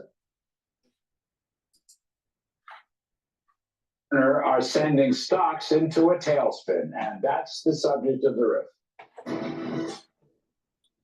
So despite President Trump's repeated statements and efforts, Senate Republicans went ahead anyway and passed a huge spending bill without any DOGE offsets, and most importantly, no Trump tax cuts. The stock market's been watching this all week and doesn't like it one bit. Today, the Dow fell over 700 points after dropping nearly 400 points Thursday. And for the week, score that as a 1,300-point swoon. Meanwhile, House Republicans are working hard to put together one big, beautiful bill, as requested many times by Mr. Trump. But the Senate shenanigans have been front and center all week.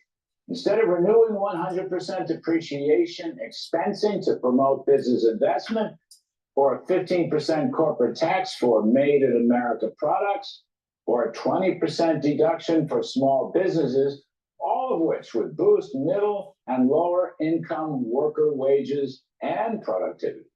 Steve Forbes calls it 2025's tax time bomb, the Republicans' last chance to prevent economic shock. If no Republican tax bill, the standard deduction per couple will drop from $30,000 to around $15,000. The child tax credit will fall back to $1,000 from $2,000. Let's not forget tax-free tips or tax-free overtime or tax relief for seniors. The Trump package would re-incentivize and re-privatize the economy. More work effort, more investment, more profits to pay higher wages, lower consumer prices, and higher stock market returns. But the GOP messaging coming out of the Senate right now has put tax cuts so far back on the back burner that they may well fall off the stove altogether. And the stock market doesn't like any of this. There are other warning signs for stocks. The Michigan Consumer Sentiment Index has fallen 2 straight months. 1 year ahead inflation expectations have jumped from 2.8% last December all the way up to 4.3% in February. The S&P Global PMI is pointing down. Walmart warned of sluggish sales for the year ahead, and retail sales overall plunged in January. Wall Street is still worried about tariffs. Though I happen to think investors are going to be wrong about this, President Trump's reciprocal trade policy will eventually reduce tariffs and prices, though he himself has warned there could be some short-term one-off price hikes. At least for now, the economic signals are flashing slower growth and higher inflation. Not good. Meanwhile, a recent McLaughlin poll asking about the most important issues for President Trump shows cutting taxes at 57%, securing the border at 24%, and national defense 8%. Senator Rand Paul has called the Senate bill, and I will quote, just a spending bill, which I think is a waste of an election, and it goes against what President Trump is saying and against what Elon and Doge are doing, end quote. The stock market agrees with Senator Paul, and it doesn't like it one bit. And that's the riff. All right, that's the end of my show. Thank you for watching on YouTube, the live stream. For the ones that were listening on X Spaces, I appreciate it. I'll do another show tomorrow. It's bedtime now, but thank you for listening. And Don, I did answer your question, hopefully, from our previous show. So everyone, good night and be safe.